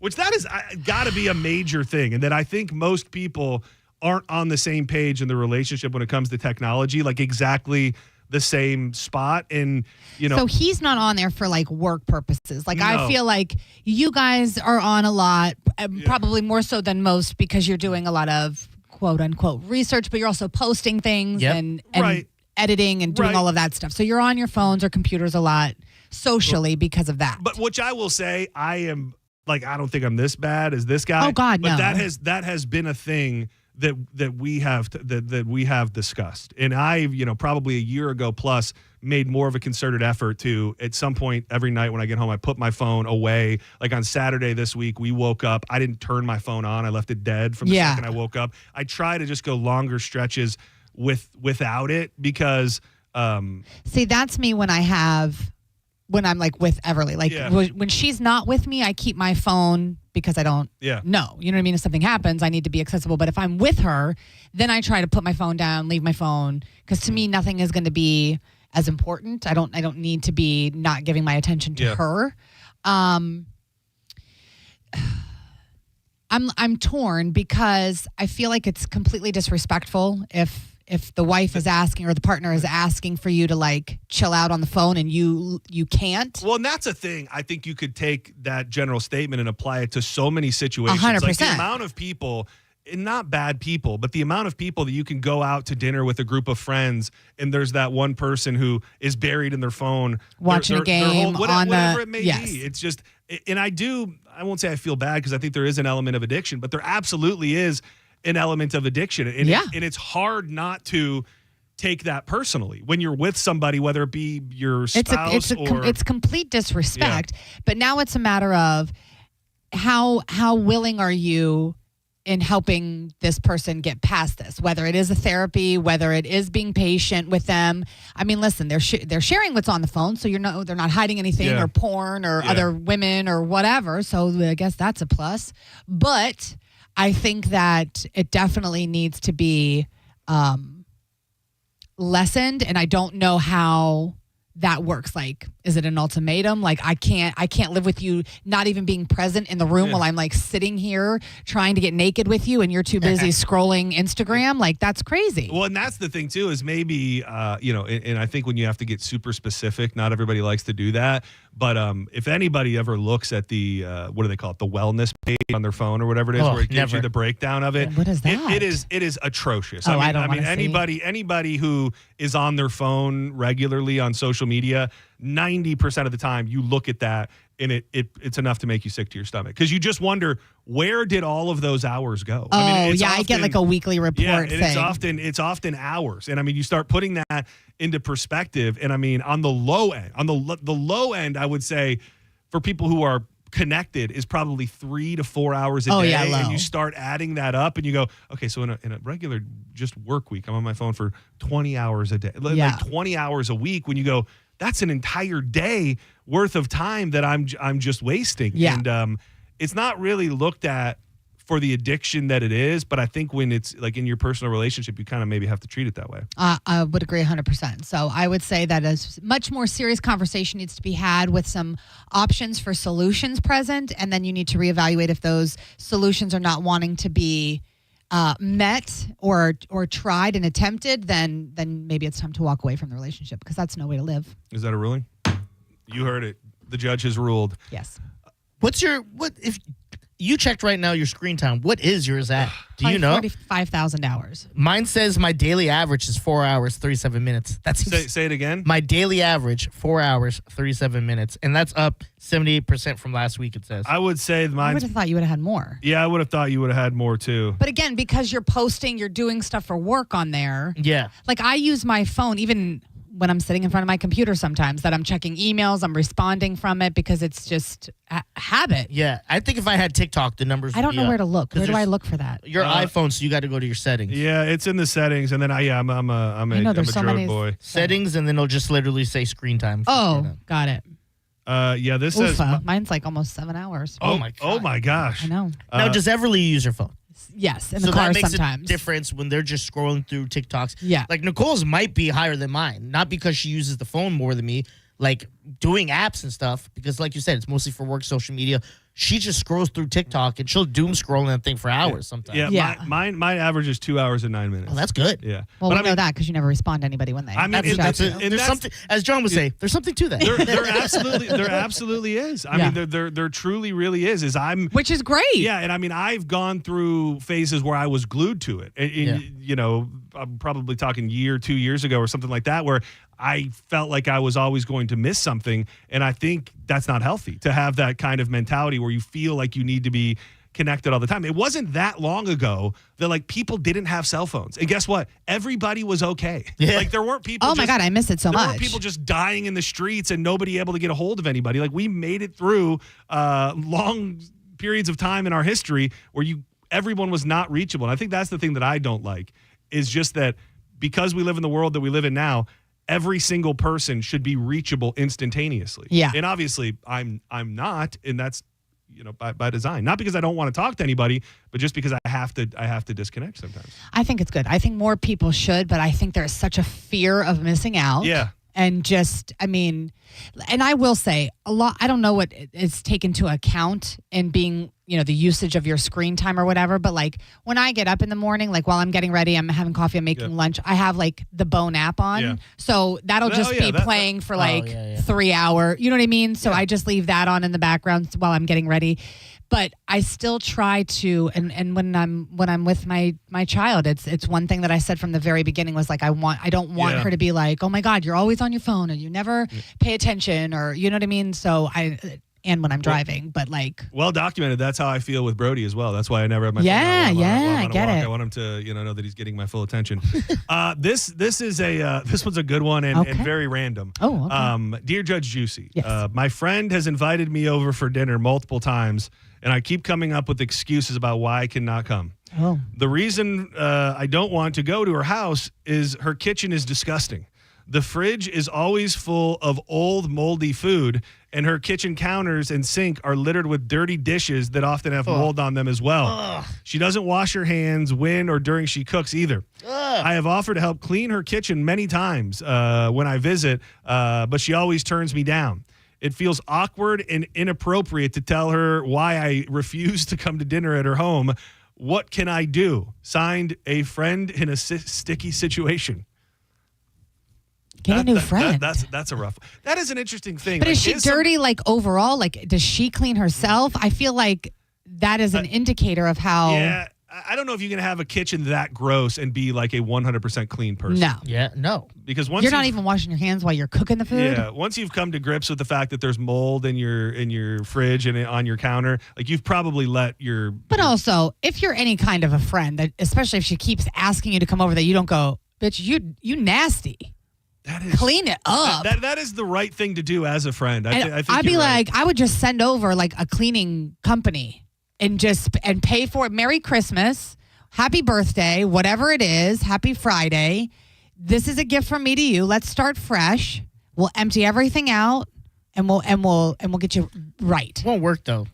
Because it'll be clean for a bit, but it's gonna go exactly back out. It's like someone is a hoarder. You go clean out their space, make room for everything, get rid of the junk. It's just going to accumulate again. Depending on how gross they really are, it might need like also a therapist as well. Because some people, by the time you're an adult, if you haven't lost the just like complete grody gene where you're just fine being around disgusting things and dirty things. I feel like by the time you make it to an older adult, which I assume these people are, like it's going to take some sort of rewiring in your brain to just not be gross. I mean, and I know that I'm too much, Mark the tape. Put that one in on. a lot of ways, but I feel like if you don't have an honest conversation, if they're your friend, I mean, I would just look at you and tell you, like, I'm a little concerned because this place is a disaster, and like, can I help you? Can we fix this? Like, what's going on? Why have you let it get to this point?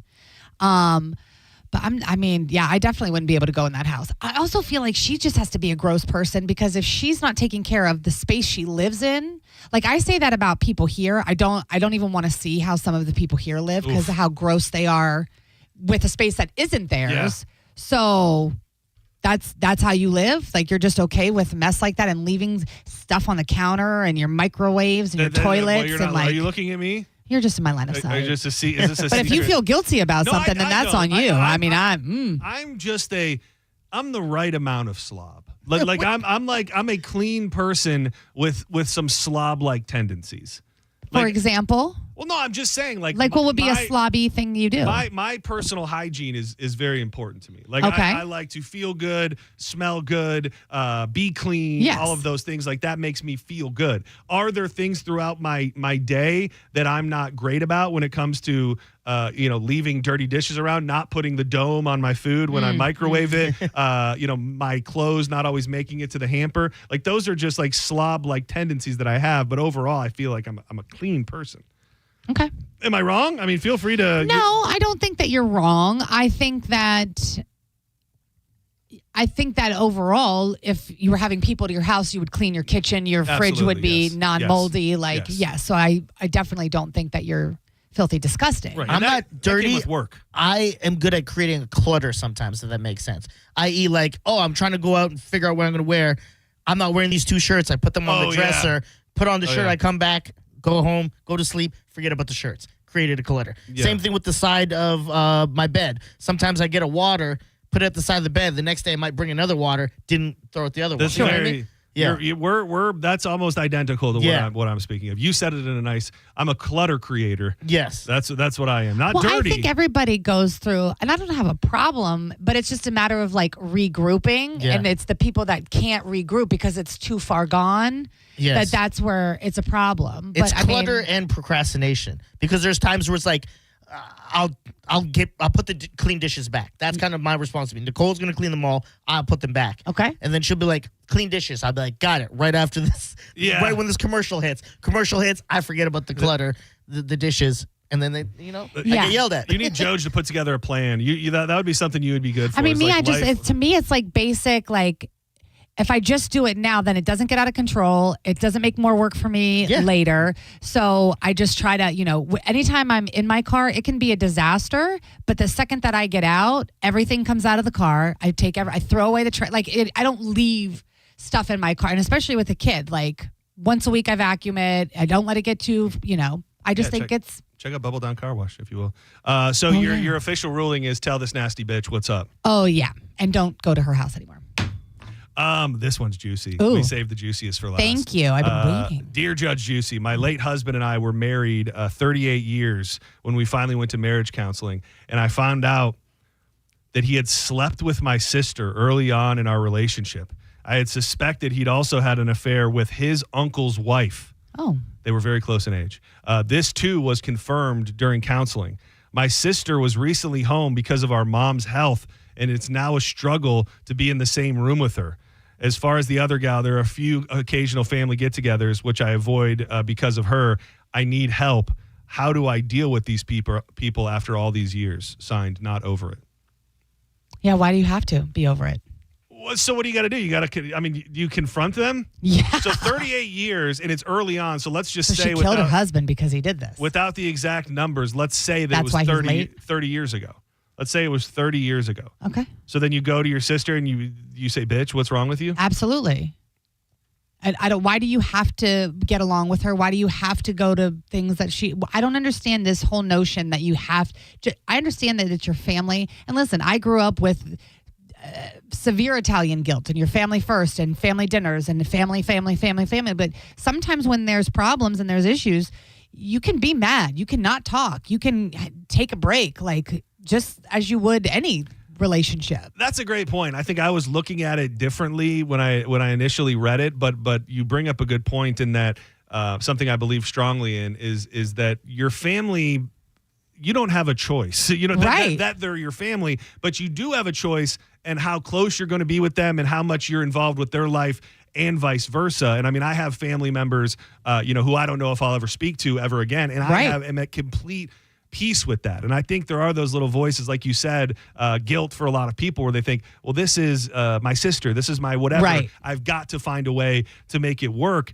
But at the same time, if you've got a sister who's been keeping the secret that she had sex with your husband 30 years ago, is that a good person? And is that somebody that you want to be associated with? Even so if she's sister your or not, she could do you dirty like that. Why do you feel the guilt or the need or the whatever that you should have to maintain this relationship with somebody you don't like or trust? You can't choose your family, but you could choose to remove them from 100% your personal life. And that's fine. You shouldn't feel obligated because of blood. No, my cousin from Trinidad annoyed the hell out of me. We don't talk now. Yeah, she's the worst. Exactly. I wouldn't talk. I'm not talking to her. I'm okay with that. If I had a brother, I did in a sense, and he hooked up with my wife, we're never going to be cool again. Right. If we ever see each other, we're moving furniture. There's never going to come a time where like, you know what? Time's passed. Well, they're in love. No, I don't care. You did a horrible thing. We're never good from that. I think the other question is 30 years enough for you to forgive your husband? No, because that she he's should have cheating? come to you in the meantime. Somebody should have said something. Right, but I'm just saying it sounds. How long has the husband been dead? Like she could have come clean after he died. I guess you're right, and I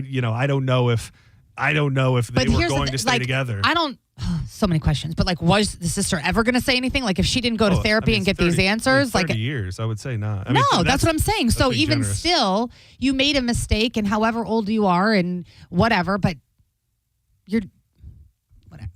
No. You don't need to be close with your sister. You don't need to forgive your sister. You don't need to feel obligated in any way, shape, or form to maintain a relationship with somebody that you don't trust, that you don't like, that you don't feel comfortable being around. I don't think whether you're family or a friend or a coworker or whatever, that you should feel like you have to be in that relationship. Is that a ruling? That's an official ruling. If I could say cuss words, I would. Because F her. Oh, you heard it. F your sister. Yes. Not in the hot Pornhub kind of way. No. F her right out of the house. Yes. She is Judge Juicy every Tuesday at 2 o'clock. I love you guys. Us. You're the absolute best. You are.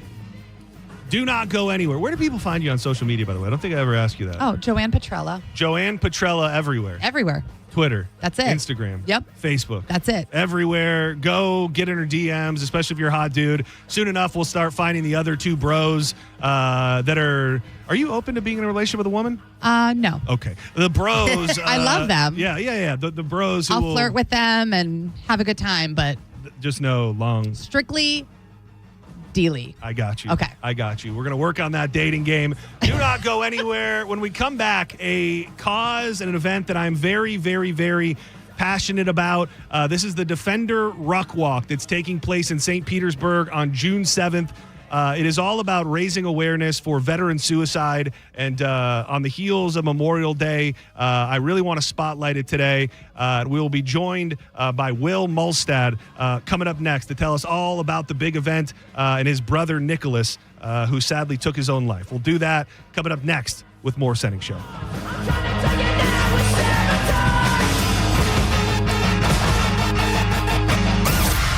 You're listening to Setting Show on 102.5 The Bone. Tell us what you think. Head to the 102.5 The Bone app now and leave us an open mic.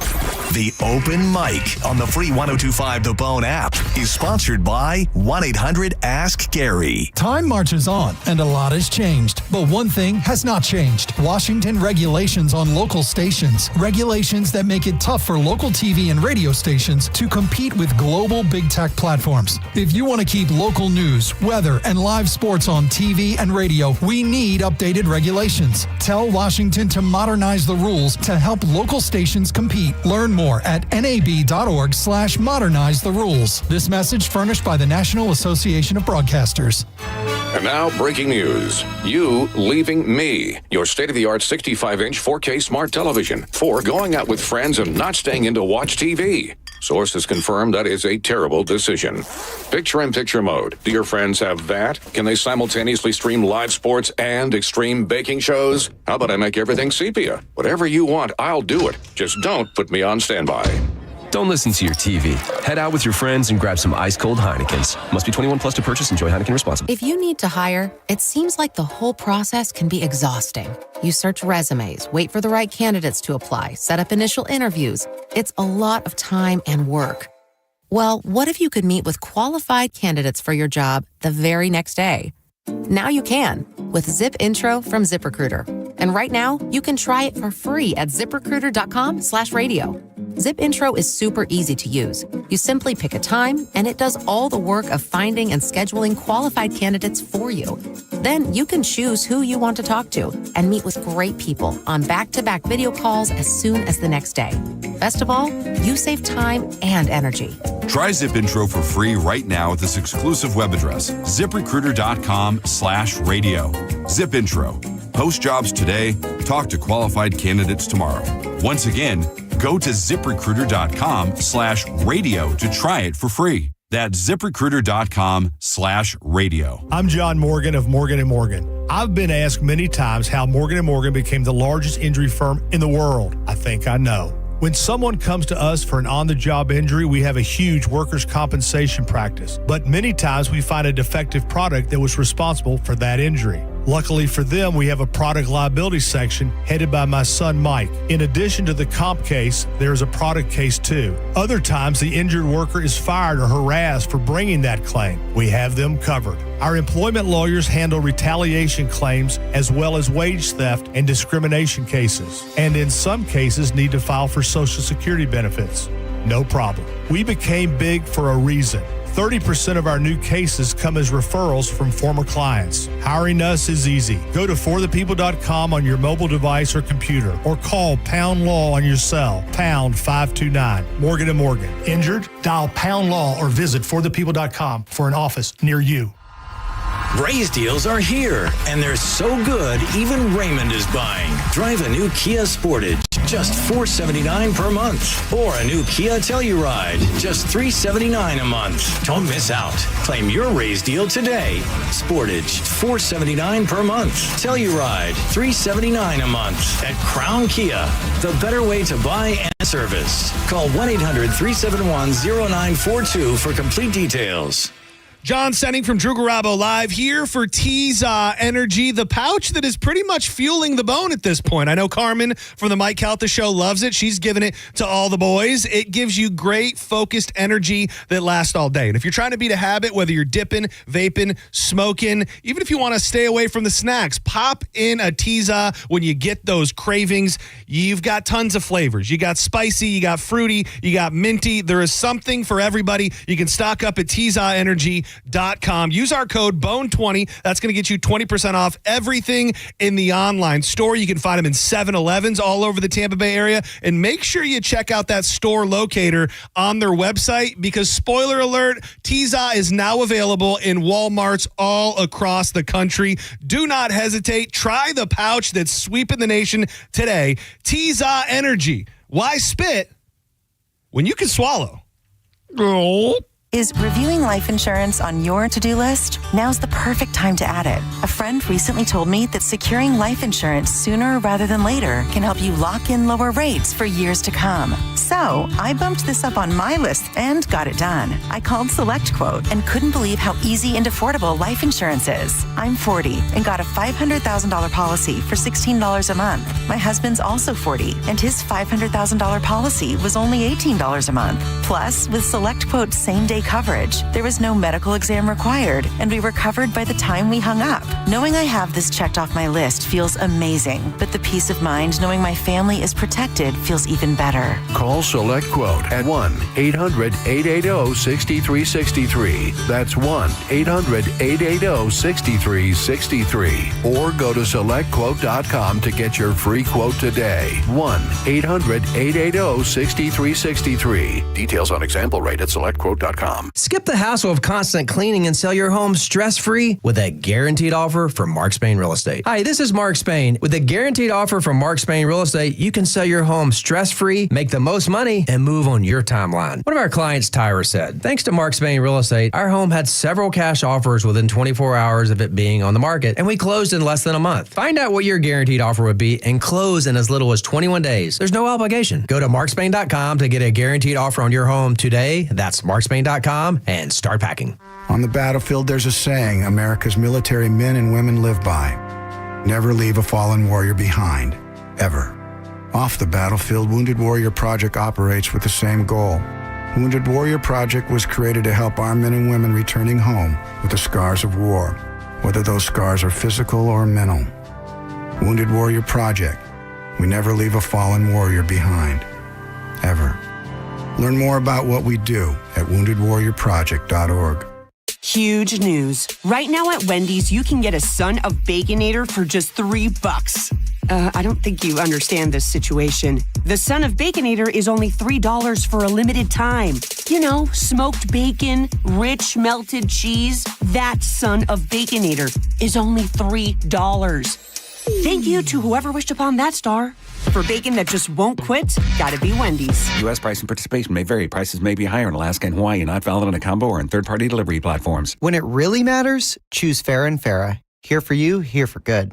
Tampa. Now, back to Real Raw Radio. Sponsored by Anajar and Levine, Accident Attorneys. Call 1-800-747-FREE. That's 1-800-747-3733.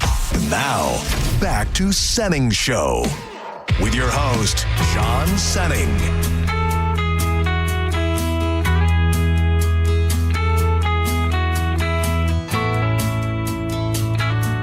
Welcome back to Senning Show. I'm John Senning. He is Dizzy. This is something that I'm very passionate about. I've got a chance to know this family a little bit. The event takes place literally in my neighborhood. I believe it's the third annual Defender 5K and 2.2 mile ruck walk taking place in the Meadowlawn area of St. Petersburg. 16th Street North is where it all gets started. It is a sad reality in this world. I was looking to see if this number has changed, but it's been pretty well documented that on average, 22 veterans take their own life every single day. And how do we fix that? And how do we get to a place where that doesn't happen? I'm not really sure. But everything that we can do to potentially help that problem is a good cause, in my opinion. And this is all started by the family of Marine Anthony Malstad, who died by suicide in November of 2021. And I missed it last year because I was out of town. But the first year, I got a chance to walk the whole thing with Anthony's brother, Will, who is a super cool dude, and he's kind enough to join us on the phone right now. What's up, Will? How you doing, buddy? Hey, what's going on, John? Appreciate you having me on. Oh, dude, I appreciate you making time. Will is a teacher, so he's literally dipping and dodging classes out there so that he can be on live with us. Will, you've got to feel pretty good, just from my perspective. And I know you and your mom put so much into this event and into the foundation as a whole. It feels like you can tangibly see the growth and the excitement, and people can sign up for the walk at DefenderRuck.com for the June 7th walk. Are you feeling this thing get bigger and bigger every year? Oh, every year without question. The numbers keep growing. I believe right now we're sitting at 642 participants for this year's run. That's including the Marines that'll be showing up. So we're really excited, and we're really happy as seeing the growth that this cause is gaining. So the term ruck, I know it now because I've been a part of one of these. For those that don't know, what is a ruck? So So ruck's it's basically a weighted walk. You're carrying weight, usually a backpack. It comes from military training where service members carry heavy gear over long distances, but in our event, it's also symbolic. That weight represents the burdens our heroes carry physically, mentally, emotionally, etc. So when we ruck, we're saying that we see that struggle. We honor that struggle and that we're willing to carry part of that with them. So, before we talk a little bit more about the event and what'll go on that day, if you're okay with it, will you talk to us a little bit about your brother, a Marine, Anthony Malstad, and just what he was like and some of your fondest memories, growing up with your brother? Yeah, no, he was amazing. One of my favorite things about my brother is that we used to laugh all the time. We were big laughers. We loved joking with each other. I miss him terribly. But yeah, he was a Marine, but he was more than that. He was the kind of person who lived to serve others, in and out of uniform. He's the one who'd volunteer for the hard jobs. He never made anyone feel less than himself. He trained and worked with a lot of the younger Marines to make sure that they were prepared. He just had this quiet strength and calm presence that made people feel like they weren't alone and that someone always had their back. He was a man that lived with purpose, and that legacy we try to carry forward through this event. Well, I can tell you just from getting to chat with you and, hopefully I'll get to know you more as time goes on. I feel like you're absolutely carrying that legacy on for your brother. You can check out defenderruck.com and you'll be able to sign up for the Ruck Walk, which is taking place June 7th. Do you know what time it kicks off in the morning, Will? Yeah, so check-in's at 6:30, so everybody can get there early, get ready. But we won't start things till about 7:30. That's when the opening ceremony will begin, and we start getting rolling. So talk to us a little bit about, what exactly happened with your brother and how it all went down. Was he stationed somewhere and he came home? What were some of your conversations with your brother like, during that period of time and ultimately what happened? Well, he was having some issues when he was deployed over in Australia. He was, it was a pretty barren area. There wasn't a lot to do. Spent a lot of time in his own thoughts, and from what some of the conversations I had while he was over there, they weren't great. The thoughts he were having wasn't great. Felt very isolated. Felt very lonely. And to be honest with you, that's quite a common theme with a lot of our military and a lot of our guys that are deployed or even stationed, here in the United States. They're just having a lot of trouble with it. And he came back from deployment. He was at 29 Palms over in California, and very similar environment. There's not really a whole lot there for anyone that's been at 29 Palms. There's nothing there. He initially chose that location because they do a lot of field training, and he just felt as though it would occupy his time better. But it was just he was having a lot of troubles, with himself, with relationships with some other people, and I just felt as though that he thought that there was no other way out, and that's the goal of our run, is to let people know that they're not alone, that they're not the only one that's going through this, that they have people that care about them, they have people to lean on. That's pretty much the crux of it. And you can check out defenderruck.com. Sign up now. It is an amazing event. I will be out there walking. I hope you got a spot next to you, Will, because I'd love to walk with you like we did that day. I got a chance to pick your brain a little bit. And from what I remember, you're like an old school radio fan yourself, right? You've listened to your fair share of talk radio in your day. Yeah, I do. I do enjoy talk radios. Before I wanted to be a part of education, one of the things I wanted to do was be on a radio show to talk. I just I love the conversations that are had. I enjoy good radio personalities like yourself, Mr. Senning. I appreciate that. Radio is awesome. Radio's awesome. I listen to a lot of podcasts, and it's not necessarily radio, but just that sort of talk format, hearing people over the waves. Yeah, man, and it was great to get to know you, and I look forward to picking your brain a little bit more. You can also check out sgtapmfoundation.com. Can you talk a little bit about the foundation? And obviously, this is your biggest event, hopefully going to raise a lot of money. What is kind of the overall vision for the foundation, and how, when it comes to the hands-on application, you can help people, our veterans who are struggling? Well, a big thing is boots on ground. We want to actively do things that support our military, and specifically active duty. We have a big focus on active duty because, I mean, while of course we care about our veterans without question, our big focus, especially because Anthony was active duty when all of this happened, we spend a lot of time making sure that people that are in active duty are trained and understand how to handle when somebody is in a crisis. And one of the unique things about the Ruck is, if before all the proceeds were going to the Stop Soldier Suicide organization, we switched that up to the ASSIST program. So all of the proceeds from the Ruck are going to be going to the ASSIST program. ASSIST stands for Applied Suicide Intervention Skills Training, and that program just basically teaches people how to recognize and respond when somebody is in a crisis. And when you look back on your own experience with your brother, did you know that it was potentially as bad as it was at the time? I know you said he was unhappy, he was in a bad place, and obviously you want to teach family members and friends to kind of see those signs and know what's going on. Looking back on it, was he kind of putting on the best face that he could for you and your mom and the family, so that you didn't worry about him and maybe know how rough things really were for him at that time? Well, I knew that things were moderately. I knew that he was having some trouble. It wasn't until a phone call I got from him, maybe about 2 months before he had passed away, that I realized something was horribly wrong. I always feel as though that I should have done more. Realizing this, I'm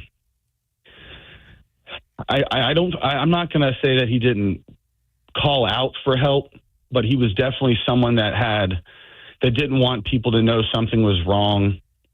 He didn't want us to worry.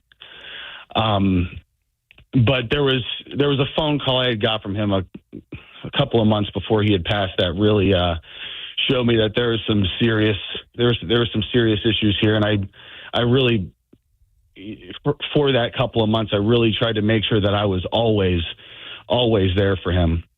And I guess just one day it wasn't quite enough. I guess he needed he felt as though there was no path forward, and he made a very unfortunate decision. And I don't want to bog you down with the tough, hard questions, but I think part of life after this is a family picking the pieces together, and then obviously you just shared feelings of guilt, like you wish you could have done more. What has it been like for your family to kind of put together these pieces after the loss of such an important part of your family? I've got a chance to talk to your mom a few times, and she's just obviously, when I talk to her, just bubbling and so positive all the time. But I imagine it's really tough, and some days are probably tougher than others. And when we talk about the loss of an individual, that obviously the shockwaves are felt through their direct family and their friends and everybody. How are you guys doing, and how have you been since? So initially, it changed everything for our family. It fundamentally just changed everything.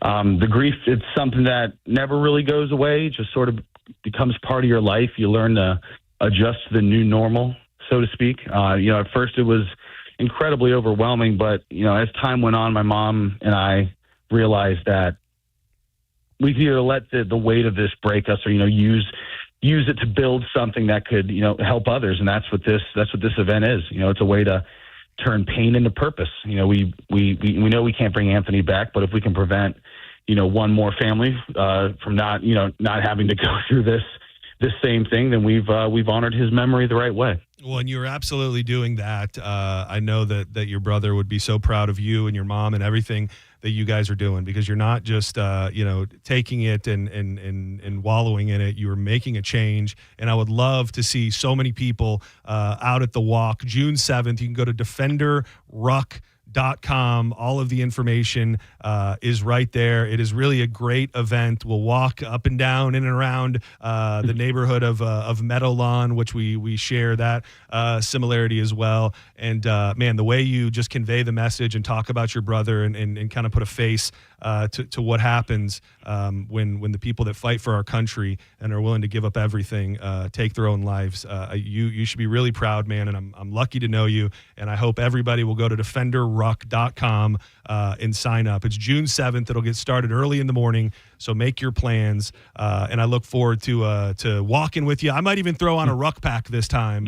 Really try to burn some calories on this walk. But man, thank you so much for making time, and anything else I can do to help or bring more attention to the event as we get a little bit closer, don't hesitate to reach out. Without a doubt. Thank you so much, sir. You're the man, Will. Have a good one. Talk to you soon. You as well. Defenderruck.com. It is an absolutely devastating phenomenon in this country.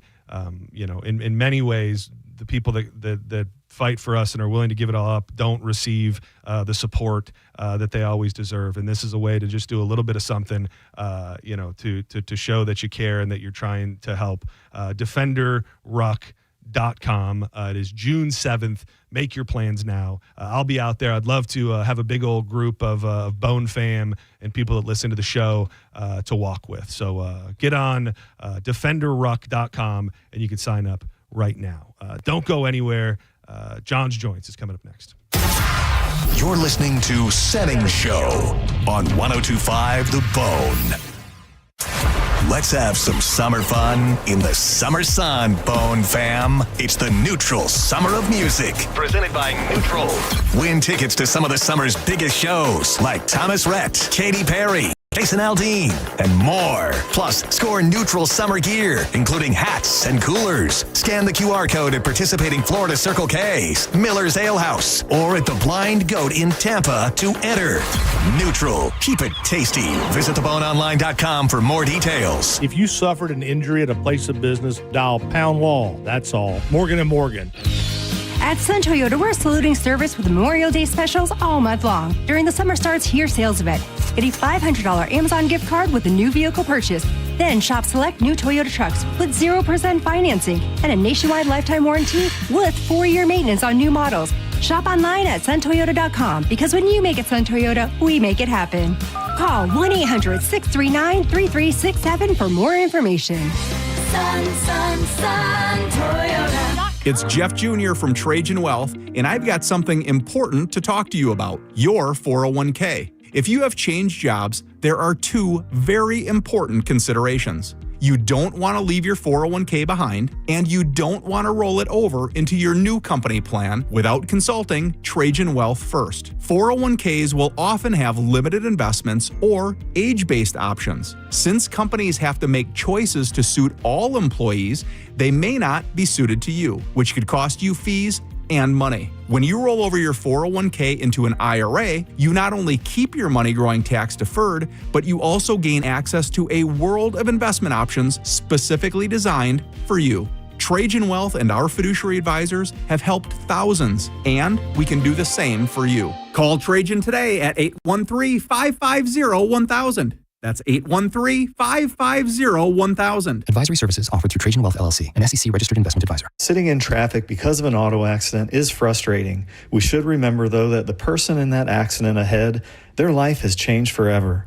And we may be thankful it isn't us. But if it ever is, call 1-800-BURNETTI. We're ready. Offices Tampa, Lakeland, Pinellas. It's win big or go home in the NBA playoffs at Hard Rock Bet, but not for new customers. New signups get bonus bets up to $100 if their first bet doesn't win. And if you're ready to make every point count, get on Hard Rock Bet right now. You can bet on rebounds, assists, and more. And what about every goal, shot, and save? No matter which sport you prefer, Hard Rock Bet makes it easy to bet on the playoffs in just a few easy taps. All you need to do is download the Hard Rock Bet app or Simply go to hardrock.bet. Offered by the Seminole Tribe of Florida. Must be 21 plus and physically present in Florida to wager. Terms and conditions apply. Concerned about gambling? Call 888-MINUTE. I'm Keith, founder and owner of International Diamond Center. We want to be cutting edge on the fashion world. Keith LeClaire at IDC, talking about how IDC is now a premier destination for one-of-a-kind fashion jewelry. Earrings, pendants, bracelets, necklaces, timepieces. Most people know that we're a diamond house, but what they don't know is that we have a tremendous amount of fashion. More than half of our store is dedicated to fashion jewelry. Featuring the world's premier designers with unique styles in white gold, yellow gold, platinum, and an exciting new collection of gorgeous eye-catching colored stones. Rubies, sapphires, emeralds, parivas, tourmalines, aquas, you name it, we have it. There's so many gemstones out there that people never even heard about. We are making a big move into it. Every woman needs a wardrobe of jewelry. So if you're looking for the finest in fashion jewelry for any occasion and everyday wear, you'll find the most creative, most dazzling, most cutting-edge styles right here at IDC. A woman can never have too much jewelry. International Diamond Center in Tampa, Clearwater, Lakeland, and Sarasota. Online at shopidc.com. Is reviewing life insurance on your to-do list? Now's the perfect time to add it. A friend recently told me that securing life insurance sooner rather than later can help you lock in lower rates for years to come. So I bumped this up on my list and got it done. I called SelectQuote and couldn't believe how easy and affordable life insurance is. I'm 40 and got a $500,000 policy for $16 a month. My husband's also 40 and his $500,000 policy was only $18 a month. Plus, with SelectQuote's same-day coverage, there was no medical exam required, and we were covered by the time we hung up.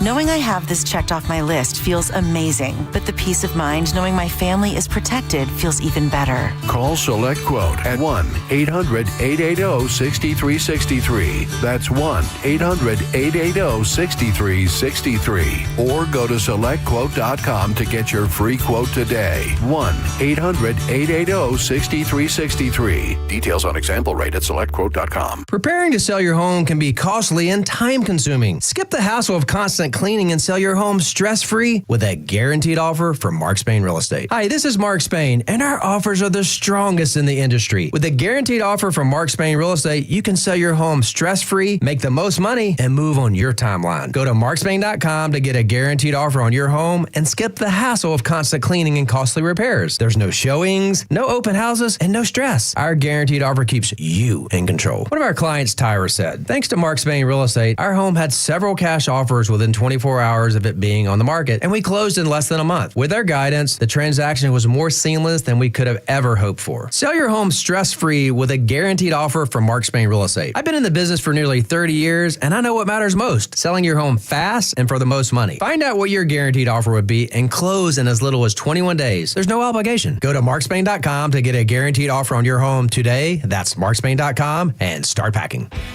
Hi, I'm attorney Fran Hosh. Being involved in a car or motorcycle accident can be stressful. I've dedicated my career to helping accident victims and their loved ones. If you need an attorney you can trust, give me a call today at 866-LAW-FRAN.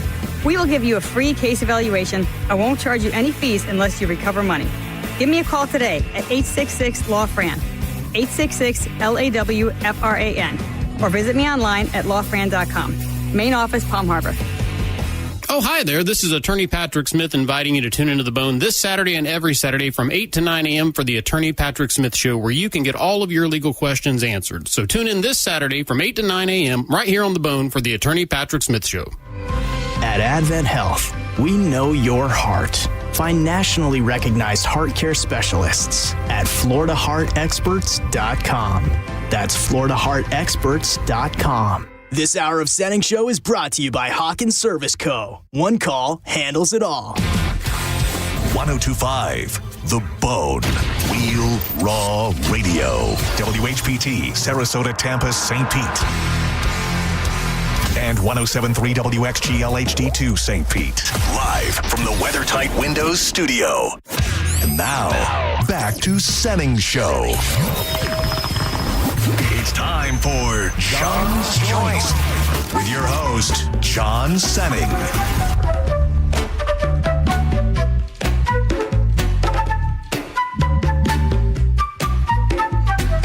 Welcome back to Senning Show.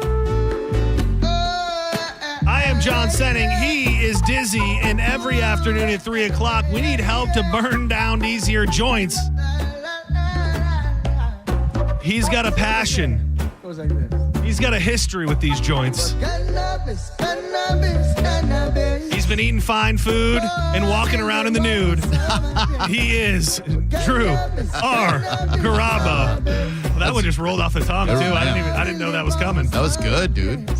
Dude, I wanted to mention it to you only because you would you've seen with your own eyes how crazy it is. So we saw Josh Heinrichs at the sports bar place that had 0 people in it. Yeah. And he played like the farmers market in Tampa and all of that. So he did Cali Roots for the first time in like 10 years. And I was thousands and thousands of people. Had to be the biggest crowd that he performed to in 15 years. And it gives me hope that maybe he'll get a second wind after playing the overtime sports bar in St. Pete. I hope he does. Clearwater. Super talented guy. He really is. Great voice. John's Joints brought to you by Bubble Down Car Wash, the greatest car wash in the whole wide world. That feeling of a freshly cleaned car really can't be beat. It is somewhere between a makeover and a haircut for your whole entire life. You may think you need a new car, and then you clean it and you realize it's actually pretty nice. They've got the unlimited membership plan, which means you can go through as many times as your little heart desires to keep it clean. Here in the state of Florida, we got birds, bugs, pollen, rain any given moment. So get that unlimited plan. They've got locations in Tampa, Brandon, Riverview, Wesley Chapel, and Palm Harbor. You will have the cleanest car in town every time you bull down. Before we get into all the things that we're going to get into, Diz was running a little experiment that he was throwing on us right before we came back. Yeah. And I want you to give it to us now. So Diz is balls deep in ChatGPT. I saw that. He is really dedicated to the ChatGPT life right now. Yes. And you asked it. What did you ask it? I asked if you were to make a movie about John Senning or Drew Garabo or Dizzy, who would you cast to portray them about the movie of their life? And it gave me some good answers. Yeah, yours I liked a lot. Yours I'm on the fence with John's a bit. I said my first guess was for Drew was Robert Downey Jr. Oh, thank you. Who is not on the list. Another Avenger is. I'll say that. Oh, another Avenger. Chris Evans? No. No, of course not. Played the Hulk. Oh, what's Edward his name? Norton? No. Ruffalo. That other dude. Ruffalo. Mark Ruffalo. Okay. Ruffalo. Oh, Not bad. Yeah, I would never have thought about that. Yeah. A little, maybe a little. He's like what is he? He's got a little tinge to his skin. Like he's not olive. Yeah, he's olive. The first one that popped up, we discussed him. He was on Black Mirror, a recent season. This is for Drew. This is for Drew. Is it Paul Giamatti? Oh my God, Great hurtful. actor, dude, but that is don't see it. Incredibly wow. hurtful. That is, that's messed up. That's not right. I will say that's not right. That No, is super my messed favorite two picks. One, Bob Odenkirk. Okay. That's not bad. Okay. A little younger would have been better. Yeah. You'll love this one, Drew, I feel like. Jason Sudeikis, which I can that's see. great. That's a great casting for Drew. Oh, you gotta love that, dude. Yeah, I'm okay with that. Yeah, that's why can't I think of his damn name? Ted Lasso. Yeah, Ted Lasso. Ted Lasso. funny. And then the last one was John Hamm. Oh, little those are sexy. both. Man, okay. Dude, that is quite the. It's almost like they did the ones that were nice and the ones that were cruel. Yeah. Well, Yeah. really, Paul Giamatti was the only one that Giamatti was. really stinks. And Odenkirk is he's too old. Yeah. Way thank too you. old. Yeah, Thank you. Thank you. That's what I say. Younger version, I can see that. Thank Did you both. anybody? We were looking at it over the weekend. Did anybody watch that movie with him that seemed like people liked? That was like an action movie. Yeah. What was it called? I don't remember, but like this family got attacked or something. Yeah, and it we was an didn't- action. Nobody. It's stupid. Is that Is what it called Nobody? Yes. I was waiting to see if this was the D. It's not. Yeah. Oh, I was no. like running through my head. I was like, wait, where am I getting into? How Wait, could they is it get called Nobody? Oh, it is called Nobody. Yeah, it's the second It's one. all right. Yeah, we couldn't bring ourselves to watch it. All right, I'm ready. Oh, here we go. I'm ready for mine. this is Any good. guesses? Man, Dude, I have a feeling mine's going to be more hurtful than Drew somehow. It's not hurtful. It's just because if you go by just looks, none of them. Is it who's sounds like a young Jeff Bridges. no, who's the guy, who's the kid from Superbad that got fat and then got skinny? Jonah Hill? No, Jonah Hill. Oh, no. I'll give you a hint. These guys are all, they're slim. So it's not like. So you're saying it's not? Well, yeah, I was No, going to yeah, say, I'm not so it's trying to- not believable? It's Like, not- what do you? No, I'm saying that they didn't give you huge guys. Don't go there with that Okay. thought. If they just don't look at you face wise. Joaquin Phoenix. No. And there are one guy, funny, great, hilarious comedian, great writer. Are they all Seth bearded Rogen? with long hair? None of them have long hair. Oh, Yeah, that's what's going to make it a little confusing. One of them has long hair, one of the things he does. Adam Driver. I don't see it because you're going looks wise, nothing like him, right? Adam Driver's a tall, scrawny dude. Yeah, and I don't see it. Nope. I wonder what the formula for ChatGPT is. Like, does it take your actual face and do like facial recognition and find features that are similar to other people? No. He's the expert. Ask him. Let me like for you. Here we go. Adam Driver, for instance, has the brooding intelligence and depth to capture a more serious arc for sending story, but can also deliver comedic timing if needed. Nailed it. Yeah. Okay. I mean, I don't necessarily know much Joseph about the Gordon-Levitt. Great at portraying likable, introspective guys with a sharp edge. Perfect for John's vibe. Dude, he's on and off the mic. I guess he's super hot though, kind of. As are you. Well, I'm just saying, like he's kind of too much of a pretty boy. Of a pretty boy. Yeah, you're more of a manly man. I need a rugged type guy. None of these guys are rugged guys. All right, none of these I'm ready. guys. Give me more. Bill Hader. What the hell? Yeah, I know. Bill Hader. Bill Hader. Out of all the things, Glenn Howerton. Do you know who he is? No. You know who he is. I don't. It's Always Sunny in Philadelphia. I do. He's the guy who's not Charlie. Oh, that guy. Yeah. Dude, he's in a dude. We started watching it last night. I feel like everyone's going to be talking about it shortly. Sirens on Netflix. It's Kevin Bacon is in it. It's the number one show on Netflix right now. It just came out. The main woman is who is this redhead lady that everybody knows? Julianne Moore. Yes, Oh. it's Julianne Moore. And so anyways, he's in that, and I don't see it. Yeah, and then Ben Schwartz, who was like the voice of Sonic, and I think he was in Parks and Rec. What the hell is going on Yeah, here, dude? I know they were crazy picks. I feel like these are not good. Now, who are yours? So mine, none of them were like you would think like Kevin Hart or something like that. I wouldn't think that. They were colored people. None of them short guys. So don't be like colored people. Yeah, well, he can say that. I guess. People of color. Yeah. What are they? Oh, I thought you were going to get Donald Glover. Okay. Yeah. It's not terrible. Yeah. Sure. Lakeith Stanfield, who was in like Atlanta and stuff like that. Okay. Tyler James Williams. They're giving you a real B list Yeah, cast. I know, right? Who are these people? Tyler James Williams was he was Chris Rock in Everyone Hates Chris. He was in Oh, Abbott okay. I Elementary. know who that guy Didn't is. see that. Yeah, Shamik Moore. He was the hell, like dude? the voice of the Spider-Man. He was in Dope. Did they tell you to book? Did they tell you to book it with people that nobody Yeah, would right. ever know? Yeah, and then Jarrell Jerome, who you never know. He was in like two things. So What the hell? Yeah. I mean, Donald Glover. I think not mad at that pick. No, that's good. I think at the end of the day, Drew, the Paul Giamatti was hurtful and out of left field. But I believe that you had the most favorable casting in your. I would agree. In your movie. I would think. Dizzy was trying to talk about it earlier, and I said we got to wait until Drew's here. Everybody watched the finale of The Rehearsal. Yes, dude. What the? I didn't know.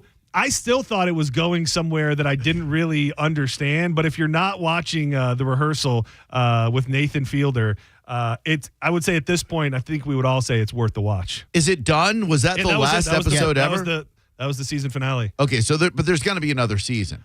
I would think so. I don't know what they're signed up for, but I mean, at this point, there has been no ongoing themes with the season. So I know, like you mentioned to me earlier, are we going to find out the results to his brain scan? Right. And I don't know that we are. I mean, maybe they could wedge it in somewhere, but he deleted it. Isn't that what happened? He got the results and then he deleted it. Yeah, because he didn't, I think, want to get grounded. Yeah. by the FAA. Oh, there was that element of it. Yeah. What? I mean, I was just talking to Oliveira about it in the break room, and it's hard to watched it too? No, he was hearing us talk about it last week. It's hard to describe how brilliant it actually is. It is, and it really is.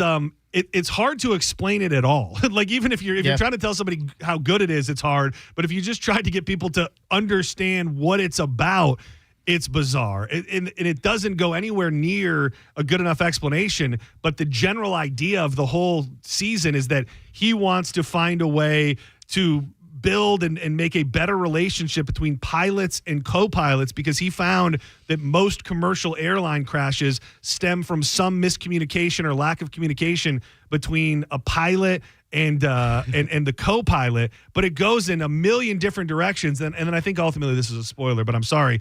In the final episode, he becomes a pilot himself.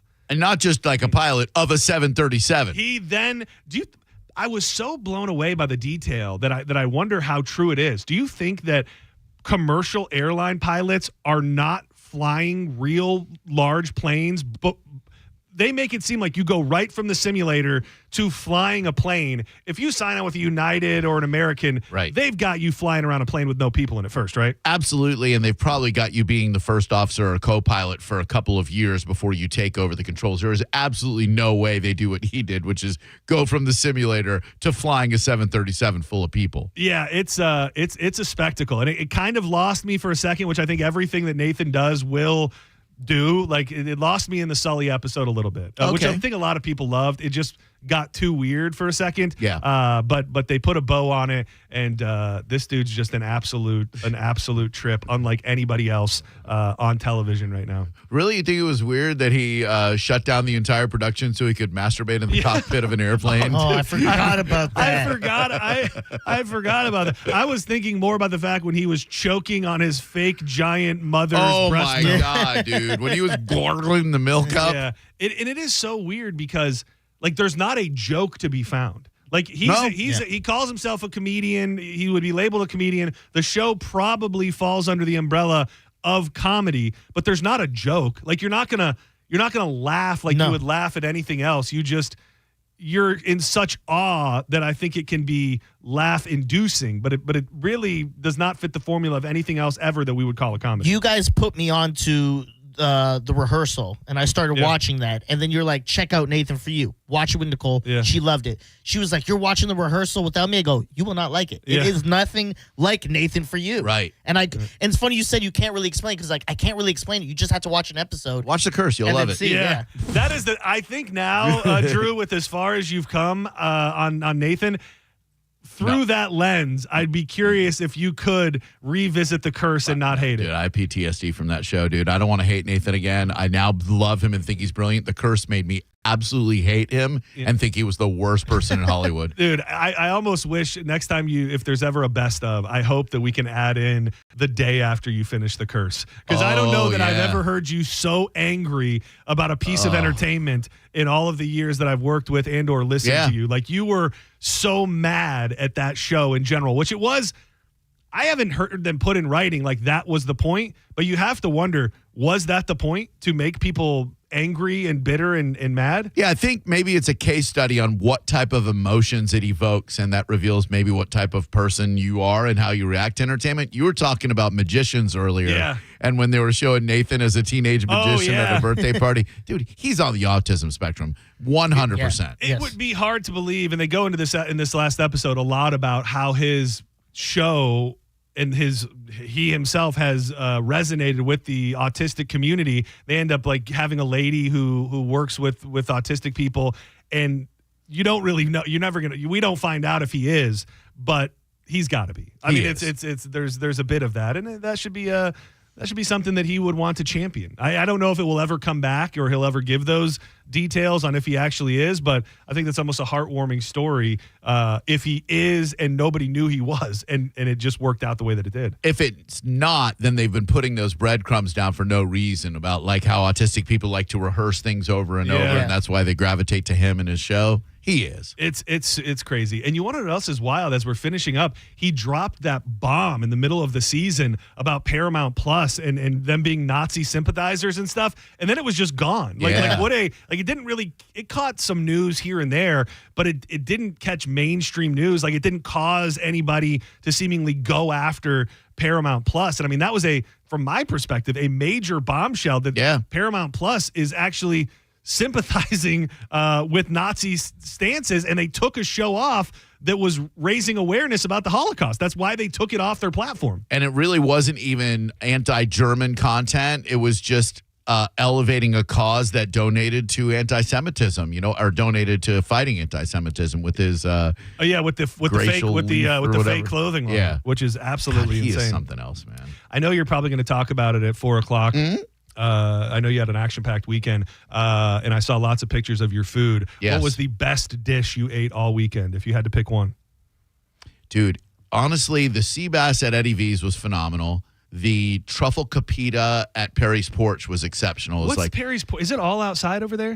There's an inside part, but it's a big wraparound porch.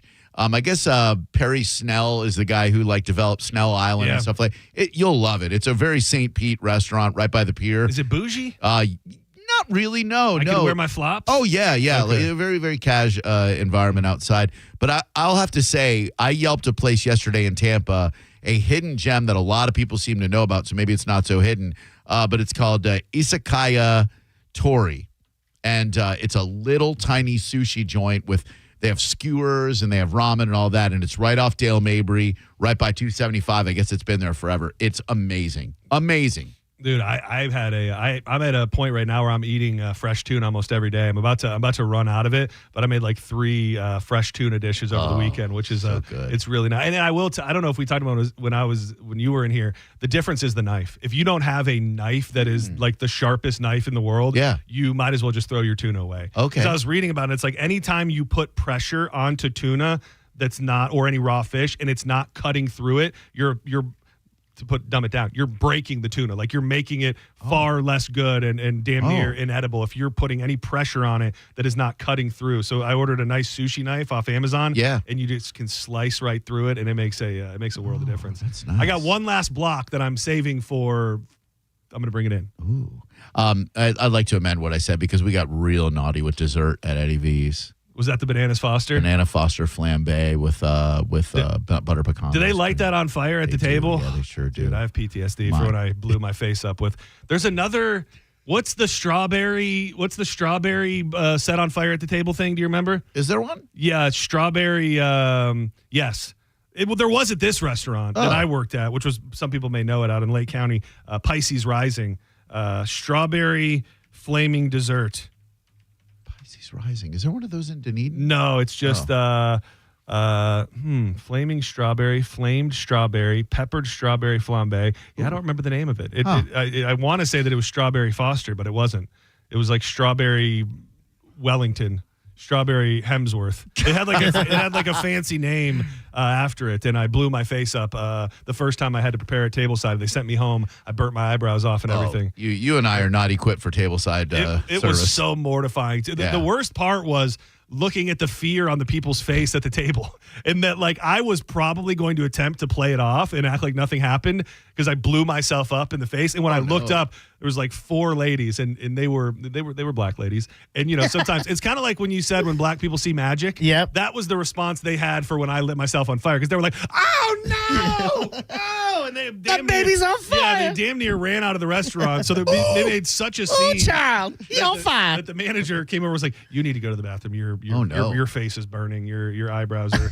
You're scaring our customers. Your eyebrows are singed." And yeah, so I have a little PTSD for that. You know, they closed at McAllister's Deli by Eddie V's, and now they're making it some like upscale lounge, like an overflow Eddie V's. Oh, lounge. that's over. Oh, I know where that is. Yeah, is McAllister's not making it? Because I feel like there was more, and I think the only one around now is the one over by Busch Gardens. If that's even still there. I don't even know what that one is. Dude, I used to when we first moved to town, I thought that was the best thing ever. I used to get, I think it was called the Big Nasty. It was a baked potato stuffed with roast beef and au jus. And dude, that would be my jam. Was it Cherry's Jubilee? Oh, that might be it. That's a tableside flambe. No? Okay. No. That's a tableside flambe. I swear it had a name of like a regal last name. Strawberry Cumberpatch. I'm just kidding. Dude, you perked Strawberry me up. Markle. You perked me up at least a little bit. I wanted to touch on this because you clued me into it. I brought it up earlier, but an insane story that unfolded. We haven't chatted since we figured out what happened. St. Petersburg Police Department have identified the victim who was killed in a stabbing incident on Friday, 41-year-old Dustin Hedenberg. At about 6 p.m., officers responded to the stabbing at Ahi. I thought it was Ahi Sushi. Yeah. Sushi. This is ahi tuna, which ahi tuna is ahi sushi. Either way. He was taken to Bayfront Hospital where he later died. So this guy was causing chaos around in downtown. He went into the Scientology Center, punched somebody in the face, then went to Ahi Sushi where the owner was not one to F with, 51-year-old Fei Young Zhang. He attacks the dude, knocked him to the ground, begins punching on him, and somehow this Zhang fella gets a screwdriver and stabbed Hedenberg in the face. That's a very St. Pete death. It really, really is, man. And I asked the question earlier, you know, kind of, is this indicative of a bigger thing in St. Pete? Because that's what the comment sections like to do. If you read any of the comment sections about this, it's just, look how far St. Pete has fallen. What happened to my beloved St. Pete? And I think there's a little bit of that, but I also don't think you can take the actions of one psychopath and put it on an entire city. No, like in Polk County, is it a statement about Polk County that a dude high on meth gets attacked by an alligator and then runs out with garden shears? And yes, it is. Really Absolutely. stealing my thunder. Yeah. Oh, sorry. Yeah. No, but you're absolutely right in that we are surrounded by crazy people. The first person I thought about was Mayor Pete and his crew over there, who have essentially two businesses that bump right up to it. And I hope this doesn't affect anything for them. I know that area is probably looked at a certain way right now, but I hope it doesn't affect the good businesses that happen to butt up to this area where a very unfortunate incident took place. But, dude, right out of a movie, stabbing the dude in the face with a screwdriver. And I couldn't help but wonder, when you get stabbed in the face with a screwdriver, do you have a moment where you're not, like, you think he popped up after he was stabbed and almost like started walking around for a second with a screwdriver in his face? Well, that happened to a very famous actor before he died, Mr. Seymour Hoffman, and he was stabbed right above the ear with a screwdriver, Philip's head. Oh man, it's been a while since I've had my. It's been a while. Philip's head, screwdriver. Yeah, Philip Seymour Hoffman. Philip's head. Philip's head. When I first saw the story on Friday night, and I texted you on my way home, it was like, oh, we shouldn't be thinking about news for like 4 days. But that story came out, and then when it was released that it was an owner of one of the establishments. I got the same exact thing when I saw because I think there was that IONTB, which shout out to them because they hit local stories hours before anybody else does, and I think they gave a little bit of an update where it said business owner involved in stabbing. And I was like, my heart dropped thinking about Mayor Pete or anybody affiliated with them. But just a crazy story here in St. Pete, and I don't know for a fact that this guy was homeless. It's got all of the fixins and the makings of a story involving a homeless person, which that's just been a problem plaguing St. Pete for a while now. Not that it should change the narrative, but I do wish they would include that information in the story. I think so too, and then at least it kind of points you can look at the problem a little more specifically, and then I think there's a homeless problem in St. Pete. Like that's not a secret. It's also so crazy when you look at a city like St. Pete, because I always think about the fact when we first moved to the Tampa Bay area, we lived out in Brandon, and we went to a show in St. Pete at the State Theater. And this was probably 2009, maybe 2010 at the very, very latest. Downtown St. Pete, all of the businesses were boarded up. The only thing you had in downtown St. Pete was the Pelican Pub and Janus. Like the time in which, like, everybody goes, oh, what have they done to our city? This city only became the city that it is today in the last 15 years, maybe. So it went from being a abandoned cesspool in many different ways to becoming this quirky, fun, small town feel that everybody loved. And now it's not the hottest take to say it's becoming Miami part 2, with all of the high rises and all of the a lot of local businesses being pushed out, a lot of people not being able to pay their rent in on certain blocks. I think that it's not it's been a much more fast moving process than maybe the average person would think in St. Pete. It's gone from bad to good to bad pretty quick. What show did you see at the State Theater? Tech 9. Oh, Tech 9. Oh, wow. I saw Tech 9, and I also, this brings me no joy to say I've had to have shared this with in the past with you. I peed in the balcony at the State Theater. I peed on the floor. What? That night. Like your pants? Nope. Just I don't even know. From what I recall. They could have restrooms a little closer to the upstairs. Yeah. The worst restroom situation in all of St. Petersburg. We were there. Lost and Found. Yeah. John, something's got to be done. Well, and I think I don't know if I don't want to speak out of turn. I think Lost and Found might attract a crowd that enjoys their bathroom activities. So I think there's often, from when I'm waiting in line, it looks like people come out of the bathroom that have been partying in the bathroom. Oh, like. Yeah. You might be right. I think there's like the time in which people are in the bathroom in a one bathroom situation in a small bar. The average bathroom time there is clocking in higher than most establishments, I would think. You really have to think ahead. Like, I knew as soon as we walked in the door, I'm like, all right, you guys get drinks and go sit down. I'm going to wait in line for the bathroom because it's going to take me an hour before I can pee. Yeah, you got to find a safe place. You should have just pulled pulled what I pulled in the State Theater. Find a corner and you'll be good to go. Yeah. Thought about it. Drew alluded to it. Just if it's not custom made for the joints, I don't know what is. A Florida man who was apparently bitten while swimming in alligator-infested waters Monday morning was fatally shot after officials said he emerged from the lake and charged at sheriff's deputies with garden shears. This is like Florida Man, the horror movie. Yeah. Like this guy is fighting off gators in the gator-infested water, gets attacked, and then emerges from the water with a pair of garden shears. 2 deputies, including a trainee, opened fire on Timothy. A trainee. Oh, okay. It doesn't specify the. It's my first day on the job. Opened fire on Timothy Scholes, 42, after they deployed a stun gun that appeared to have no effect. And after Scholes tried to remove a firearm from the patrol cruiser, Polk County Sheriff Grady Judd told reporters the fact that he was bitten by an alligator and still continued his rampage is shocking. Authorities first responded to a call involving Scholes at 5:56 a.m. when he appeared at a racetrack shaking and asking to call his son.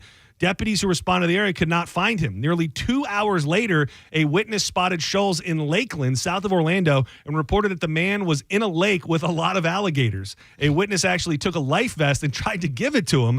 Another witness told authorities that Scholes growled when the person tried talking to him. The witness reported that Scholes was treading water and they could see only his head, and at one point an alligator appeared to attack him. After he emerged from the lake, Scholes was seen walking between houses in a residential area carrying a pair of garden shears. At one point, he threw a brick at a truck. Deputies arrived. They saw Scholes apparently trying to break into a vehicle and quickly got out of their cruiser. He charged at them with the shears. They ordered him to drop the tool. They deployed the stun gun. What is the drug here? It's got to be meth.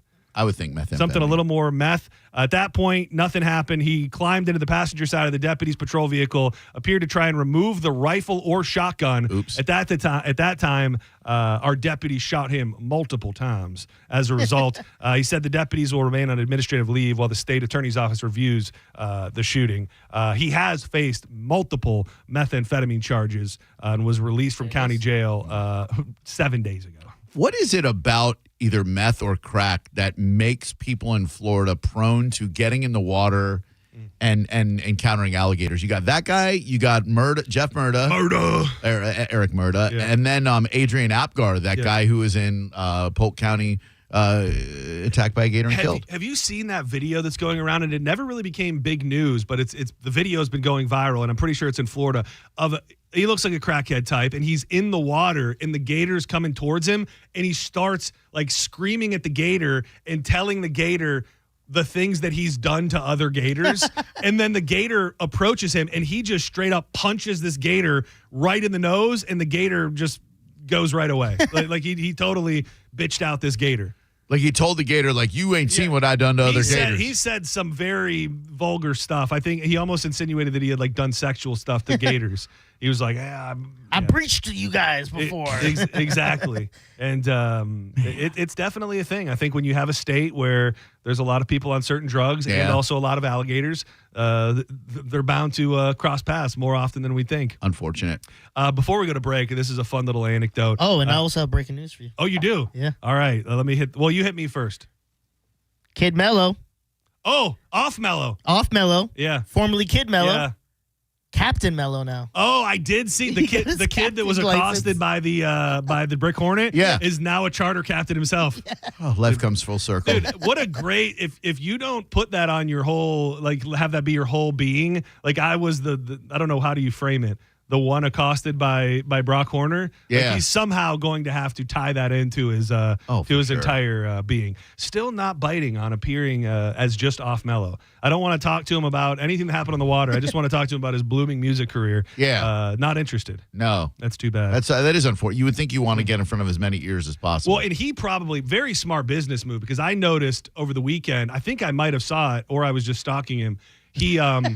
He has so many followers. It's just hundreds and hundreds of comments and likes on everything now. So it would be a very smart business move to find a way to capitalize on the fact that you just have thousands of followers now. And what better way than to be a captain and take the Brick Hornet spot. Right. To go viral, it's impressive, but it's not that unheard of. To stay viral and to maintain that popularity, that's a challenge. It's tough. And just real quick, the WWE was in town all week. They did Saturday, Sunday, and Monday. And Ronnie D was in the house on Saturday night. And our governor, Ron DeSantis, was hit with a hail of boos and chants of "You suck" as he attended WWE's Saturday night's main event in Tampa over Memorial Day weekend. The former Republican presidential candidate appeared ringside at the Yuengling Center to wave to the crowd, but he was not greeted with the warm reception that he evidently had been expecting. Dude, this is talked about tons, like on the wrestling fan groups and just amongst wrestling fans. Mm-hmm. Wrestling fans, ultra liberal. Really? It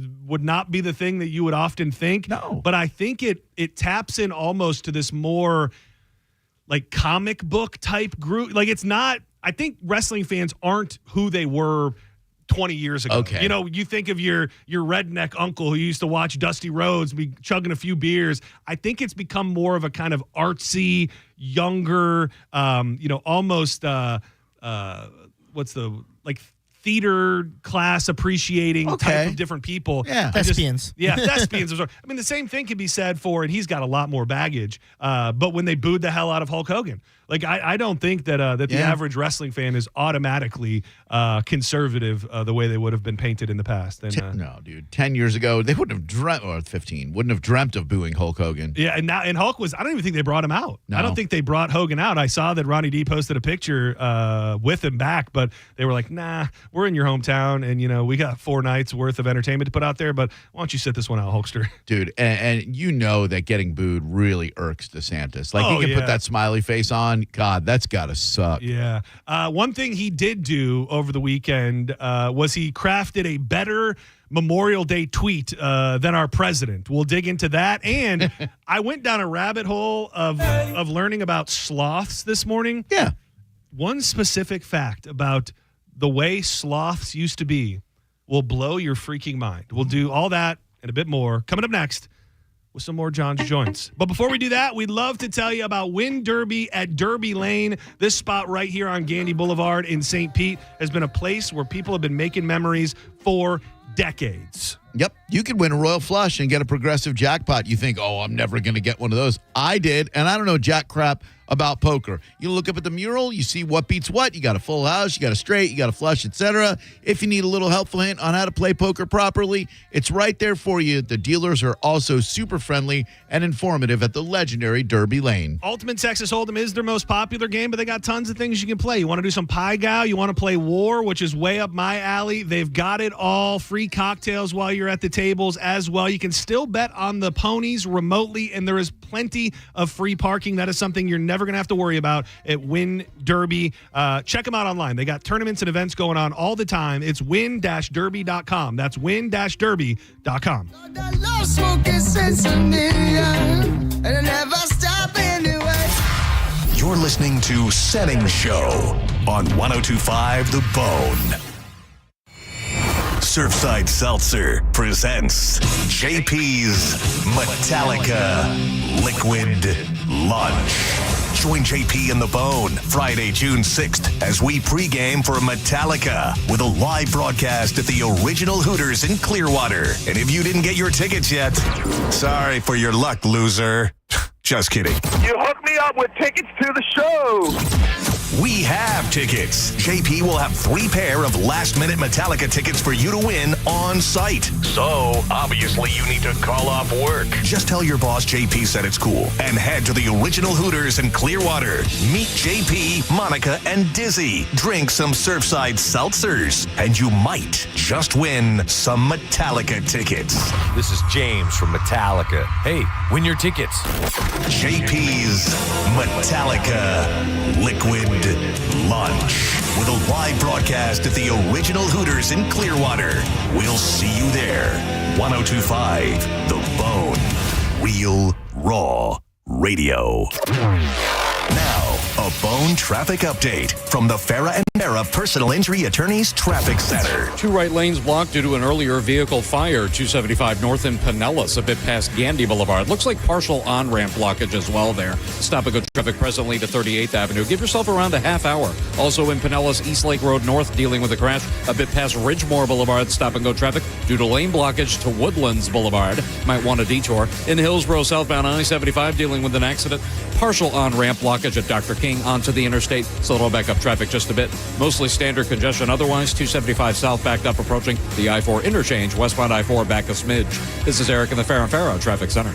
After you've been injured at no fault of your own, you shouldn't be stuck footing the medical bills or dealing with lost wages. Farah and Farah's accident attorneys are here to make it easy. Contact Farah and Farah, 1-800-500-5555, farahandfarah.com. Make it a Farah fight, Tampa. If you're in a slip and fall accident, time is not on your side. Stores have video footage that's crucial evidence in your case. You've got to act quickly. Call Farah and Farah so we can preserve it before it disappears.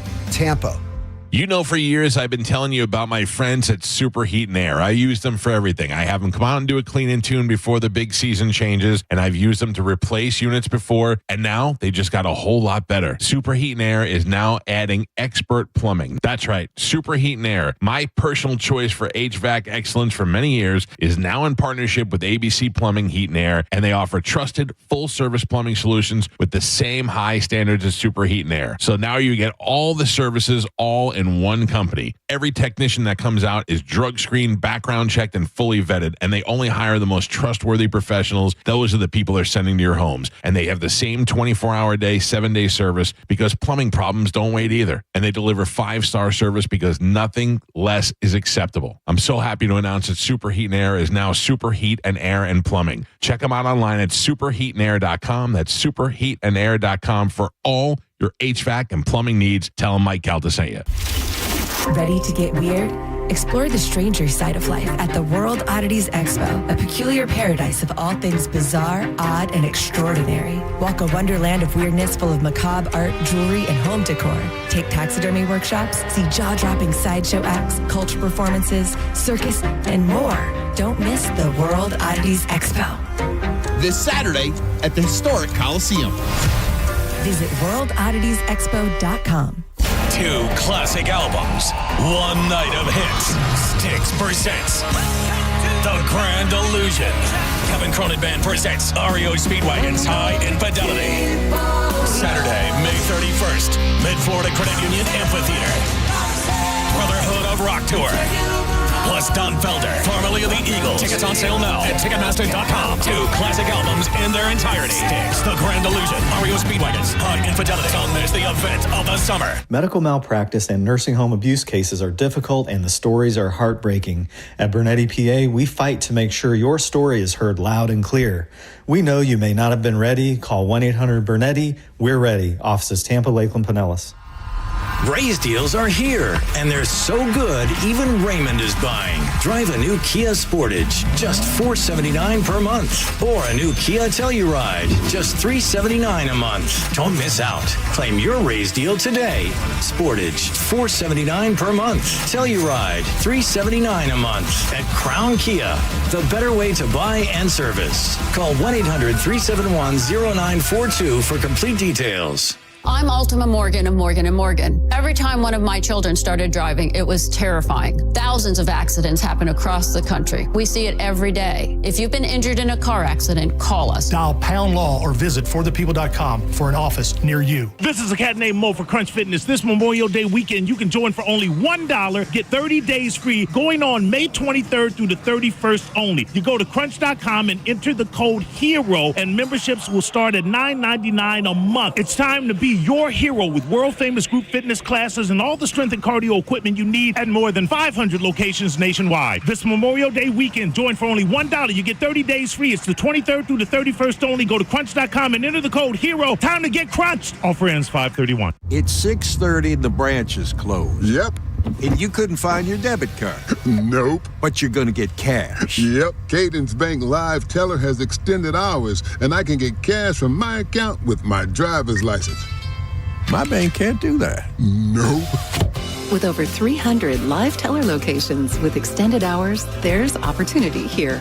Find a live teller near you at cadencebank.com/live teller. Equal opportunity lender, member FDIC. Is reviewing life insurance on your to-do list? Now's the perfect time to add it. A friend recently told me that securing life insurance sooner rather than later can help you lock in lower rates for years to come. So I bumped this up on my list and got it done. I called SelectQuote and couldn't believe how easy and affordable life insurance is. I'm 40 and got a $500,000 policy for $16 a month. My husband's also 40 and his $500,000 policy was only $18 a month. Plus, with SelectQuote same-day coverage, there was no medical exam required and we were covered by the time we hung up. Knowing I have this checked off my list feels amazing, but the peace of mind knowing my family is protected feels even better. Call SelectQuote at 1-800-880-6363. That's 1-800-880-6363. Or go to SelectQuote.com to get your free quote today. 1-800-880-6363. Details on example rate at SelectQuote.com.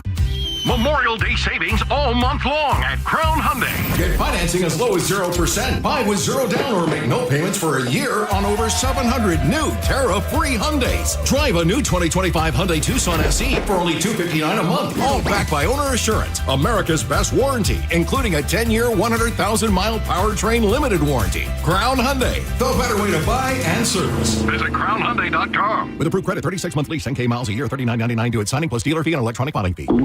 Oh no, stomach issues again? Stomach issues? Who are you? Your pancreas. I could be the real reason for your diarrhea, gas, bloating, stomach pain, or loose oily stools. I thought it was my stomach. People often do, but any of these symptoms could mean having a condition called exocrine pancreatic insufficiency, or EPI. With EPI, the pancreas doesn't release enough enzymes to break down food, but EPI is manageable. Use the symptom checker on identifyepi.com and speak with your doctor. That's identifyepi.com. Sponsored by AbbVie. 1 in 4 Americans have a disability. I'm one of them. I'm also a working mom who cares deeply about making sure every child with a disability thrives by getting their access needs met. We've got a trusted ally by our side. Easter Seals provides children and families the foundation for lifelong success through early learning programs, skills training, and prep for college and career. That's my Easter Seals. Make it yours. Join us at easterseals.com.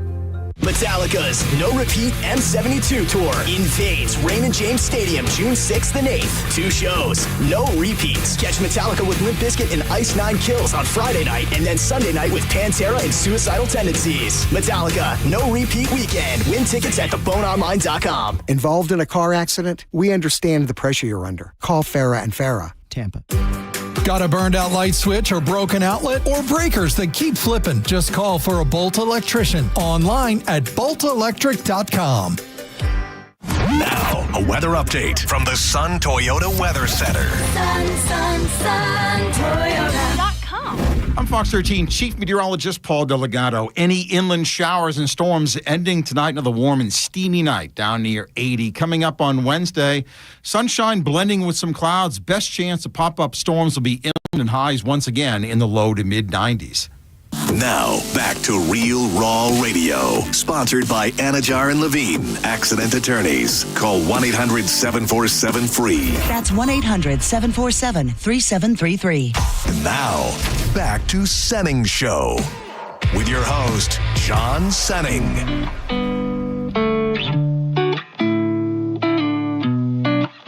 Welcome back to Senning Show. Tell me, would you wait for me? Baby, I'm a rolling stone. I got a lot of right in am borderline embarrassed with how many times I've listened to this song over the weekend. I would say no less than 55 times. I've had it on repeat. The video, I don't know what it touched in me. It doesn't feel like a song that I would like at all. But the new pop MGK, I find to be one of the catchiest tunes. Is this it? This is it. It's the chorus, really. It's the chorus that gets me. The video kills me. Yeah. I saw it all over social media. He's a clown. It's like that every day, and I'll try my best. It sounds cliche, but tell me, would you wait for me? Baby, I'm a rolling stone. Did you see the clip of people driving by calling him gay? Did you send it to me, actually? No. Oh, calling him. So they were filming the music video, and he's out there dancing, and there's a car that drove by. It's like, MGK, you're gay! I don't. It's become such an easy line for him. Like, everything I've seen on the comments for this video is, what did Eminem do to you? Right. And I mean, I guess there's a little bit of that, but I don't There's know. a lot of that. Is there also, that being said, this dude has put out unbelievable rap songs since the pop, the last thing he did was a video that was kind of weird where it had like a Backstreet Boys beat on it, and he was spitting bars. I don't think he can't rap, and I don't think he's not rapping because of what Eminem did to him. I think he's just spreading his musical wings, and I'm here for it. You think so? He's never went back to rap. He did. He did? Oh, yeah. He spit bars. John just said he did. His last single was a rap single. Yeah, he's definitely done it. I mean, he definitely went punk, and then he was like, what am I going to do next? But I absolutely love it. I think it's a throwback, the Backstreet or like the boy band look with the dancing in the video. I'm here for it. I feel like I'm alone, but you're not. Yeah, and here's why what he's doing is the right thing for him. He has found a group of people who need to hear that music that he's putting out that resonates very, very deeply, and I think he wants to uplift those people. Yeah, I thought this would be a song you would like. It gives me 80s poppy vibes to it, which normally I would not be for. If I hadn't seen the video, I don't know if I would love it as much, but I thought the video was so damn good, and his super cheesy 90s dance moves, just over the top. He's our friend. He is our friend, Colson. And because I teased it before we make way for, if you met him, he'd be your friend too. Yeah. Before we get out, just because I teased it, I was digging through a science website this morning, just looking for weird animal stuff. Yeah. And most of us are familiar with sloths. They say they're bear-like animals that hang from trees. I wouldn't have necessarily thought that. What do you think you may already know this. Maybe I'm just not in the know. What do you think their closest relative that walks the streets here are? That currently, like as an animal? Like in our area that you could see any given day of the week, easy. anywhere. Go on. Armadillo? Possum. Armadillo. Okay. Oh, wow. That was a shocker to me.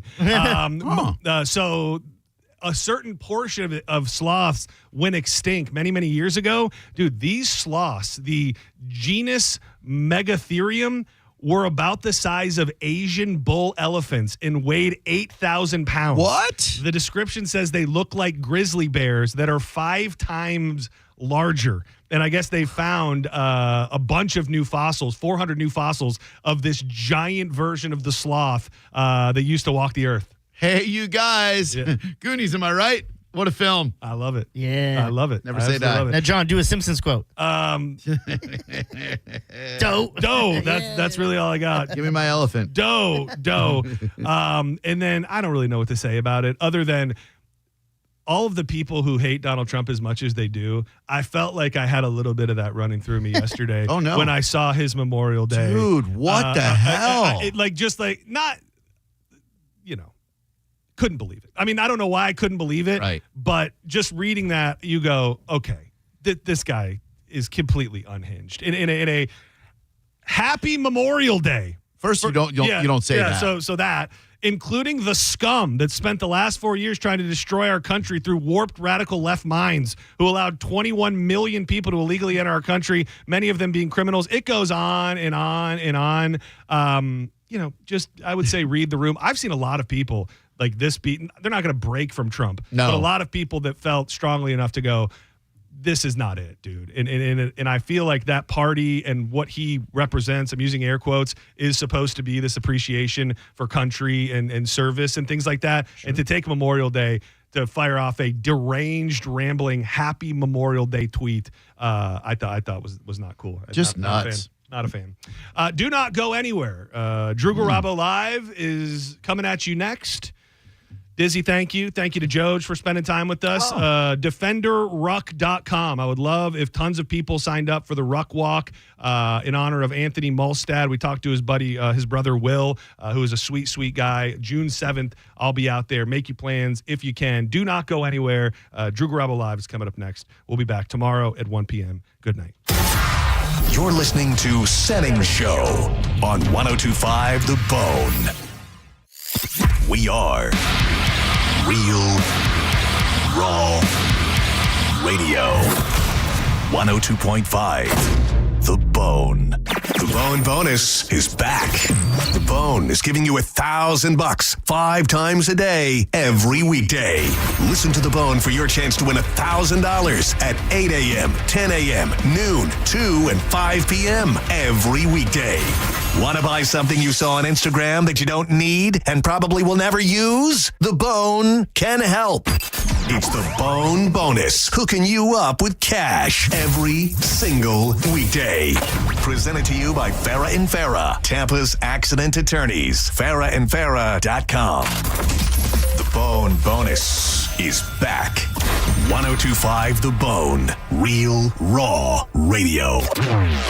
Now, a Bone traffic update from the Farah and Farah Personal Injury Attorneys Traffic Center. Still partial on-ramp blockage, Dr. King merging onto 75 South. Road work continues 301 north and south around Gibsonton Drive. Eastbound Brandon Boulevard, an incident with a minor backup around Valrico Road. Minor delay, Hannah Avenue due to a wreck at Nebraska. Westbound traffic there and northbound Nebraska. Somewhat sizable backup due to a crash westbound Hillsborough Avenue as you're approaching Handley Road. Traffic is back to George Road. In Pinellas, still dealing with turn lane blockage. That crash, East Lake Road northbound at Ridgemore Boulevard. 275 north dealing with right lane blockage still. That earlier vehicle fire at Gandy Boulevard. Still a half-hour delay to 38th Avenue. US 19 seeing more congestion past 62nd Avenue. Stop-and-go traffic beyond 54th Avenue. 10 to 12-minute pause there.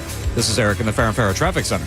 With the guaranteed offer from Mark Spain Real Estate, you can receive an all-cash offer and move when you're ready. No showings, no open houses, no stress. Call 855-299-SOLD or go to markspain.com and start packing.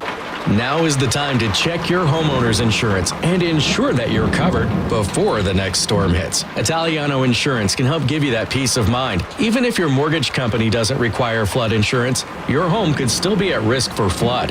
And now's the time to make sure your family is fully protected. Call 813-877-7799 or visit ItalianoInsurance.com today. Italiano Insurance, serving our community for over 60 years.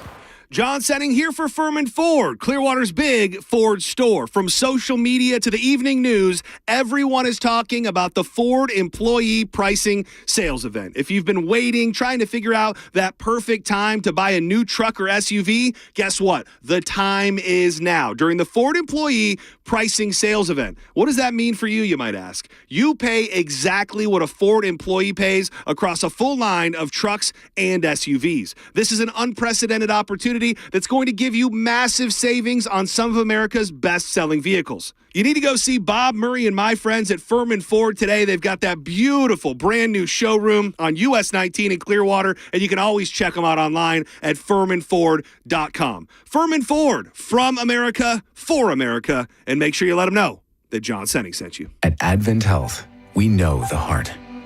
We've mapped it, modeled it, repaired it, and rehabbed it. We've screened it, strengthened it, and saved it. We know your heart, and we know there's an unstoppable human spirit at the center of it. Learn more about whole person care and find nationally recognized heart care specialists at FloridaHeartExperts.com. The bigger, better, faster Memorial Day sales event is on at Jerry-owned Chrysler Dodge Jeep Ram. Shop over 1,000 vehicles in stock during the Employee Pricing Plus event. We'll double your down payment up to $10,000, and your first 3 payments are on us. Plus, visit our website and enter for your chance to win a new Ram 1500. It's all happening at the #1 Ram dealer in the U.S., Jerry Ohm. Tampa is Ohm Country. Online at jerryohm.com. Call 1-800-840-0798 for complete details. Looking for expert construction services in Tampa Bay? Waterman Construction Group is your go-to for commercial and residential projects. From demolition to new HVAC, patios, pavers, and driveways, they've got you covered. Whether it's a new build, a remodel, or storm repair, Waterman Construction handles your project from start to finish with personalized service, honest pricing, and guaranteed same-day response. Visit watermanconstructiongroup.com or give them a call at 813-715-7383. Waterman Construction, your vision is their mission. Call them today and tell them you heard about it on the Mike Calta Show. Furman Chevrolet in Brandon is Tampa Bay's #1 Chevy dealer. What makes us #1 at Furman Chevy Brandon? We say yes. Yes to having Tampa Bay's largest tariff-free new Chevy inventory. Yes to paying top dollar for your trade. And right now, we say yes to 0.9% APR for 60 months on the purchase of a new 2025 Chevy Silverado. Come see why we are #1. Visit us on Adamo Drive in Brandon or online at FurmanChevy.com. Furman Chevy Brandon. Together, let's drive. At Cadence Bank, we believe the future comes in many shapes. Every day is a new beginning, a chance to imagine new possibilities or get to work building them. There's opportunity here. Find a branch near you at cadencebank.com. Equal opportunity lender, member FDIC. At Sun Toyota, we're saluting service with Memorial Day specials all month long during the Summer Starts Here sales event. Get a $500 Amazon gift card with a new vehicle purchase. Then shop select new Toyota trucks with 0% financing and a nationwide lifetime warranty with 4-year maintenance on new models. Shop online at suntoyota.com because when you make it Sun Toyota, we make it happen. Call 1-800-639-3367 for more information. Sun Toyota. What's up, Bone listeners? It's Captain Zach. Are you looking for more power? Check out my friends at LBP. Whether you're boating, taking a cruise on the golf cart, my friends at Lithium Battery Power have the innovative technology to give that to you. Check them out at lithiumbatterypower.com or call 727-223-9831. Lithium Battery Power. Longer life, more power. Get rid of that musty, dusty smell in your home with the help from the Zero Res Air Duct experts. Mention me, Galvin, and get $50 off your next air duct cleaning. Just use promo code AIR50 when scheduling online at ZeroResTampaBay.com. Business owners everywhere are raving about ZipRecruiter's new feature, Zip Intro, which does the work of finding and scheduling qualified candidates to meet with you as soon as the next day. So we decided to call up some of these employers and hear their stories. Today, we're on the phone with Pilates studio owner Crystal M. Harris. Crystal, how has Zip Intro helped you hire? Well, I was opening a Pilates studio in McDonough, Georgia, and I needed to staff up quickly. Zip Intro did the work for me. It helped me find enthusiastic candidates who matched my qualifications perfectly. That's great. Yeah, I had my Zip Intro session on Tuesday, did all the interviews by Thursday, sent out the offers on Friday, and they started on Monday. Because Zip Intro did most of the work, I saved so much time. Absolutely.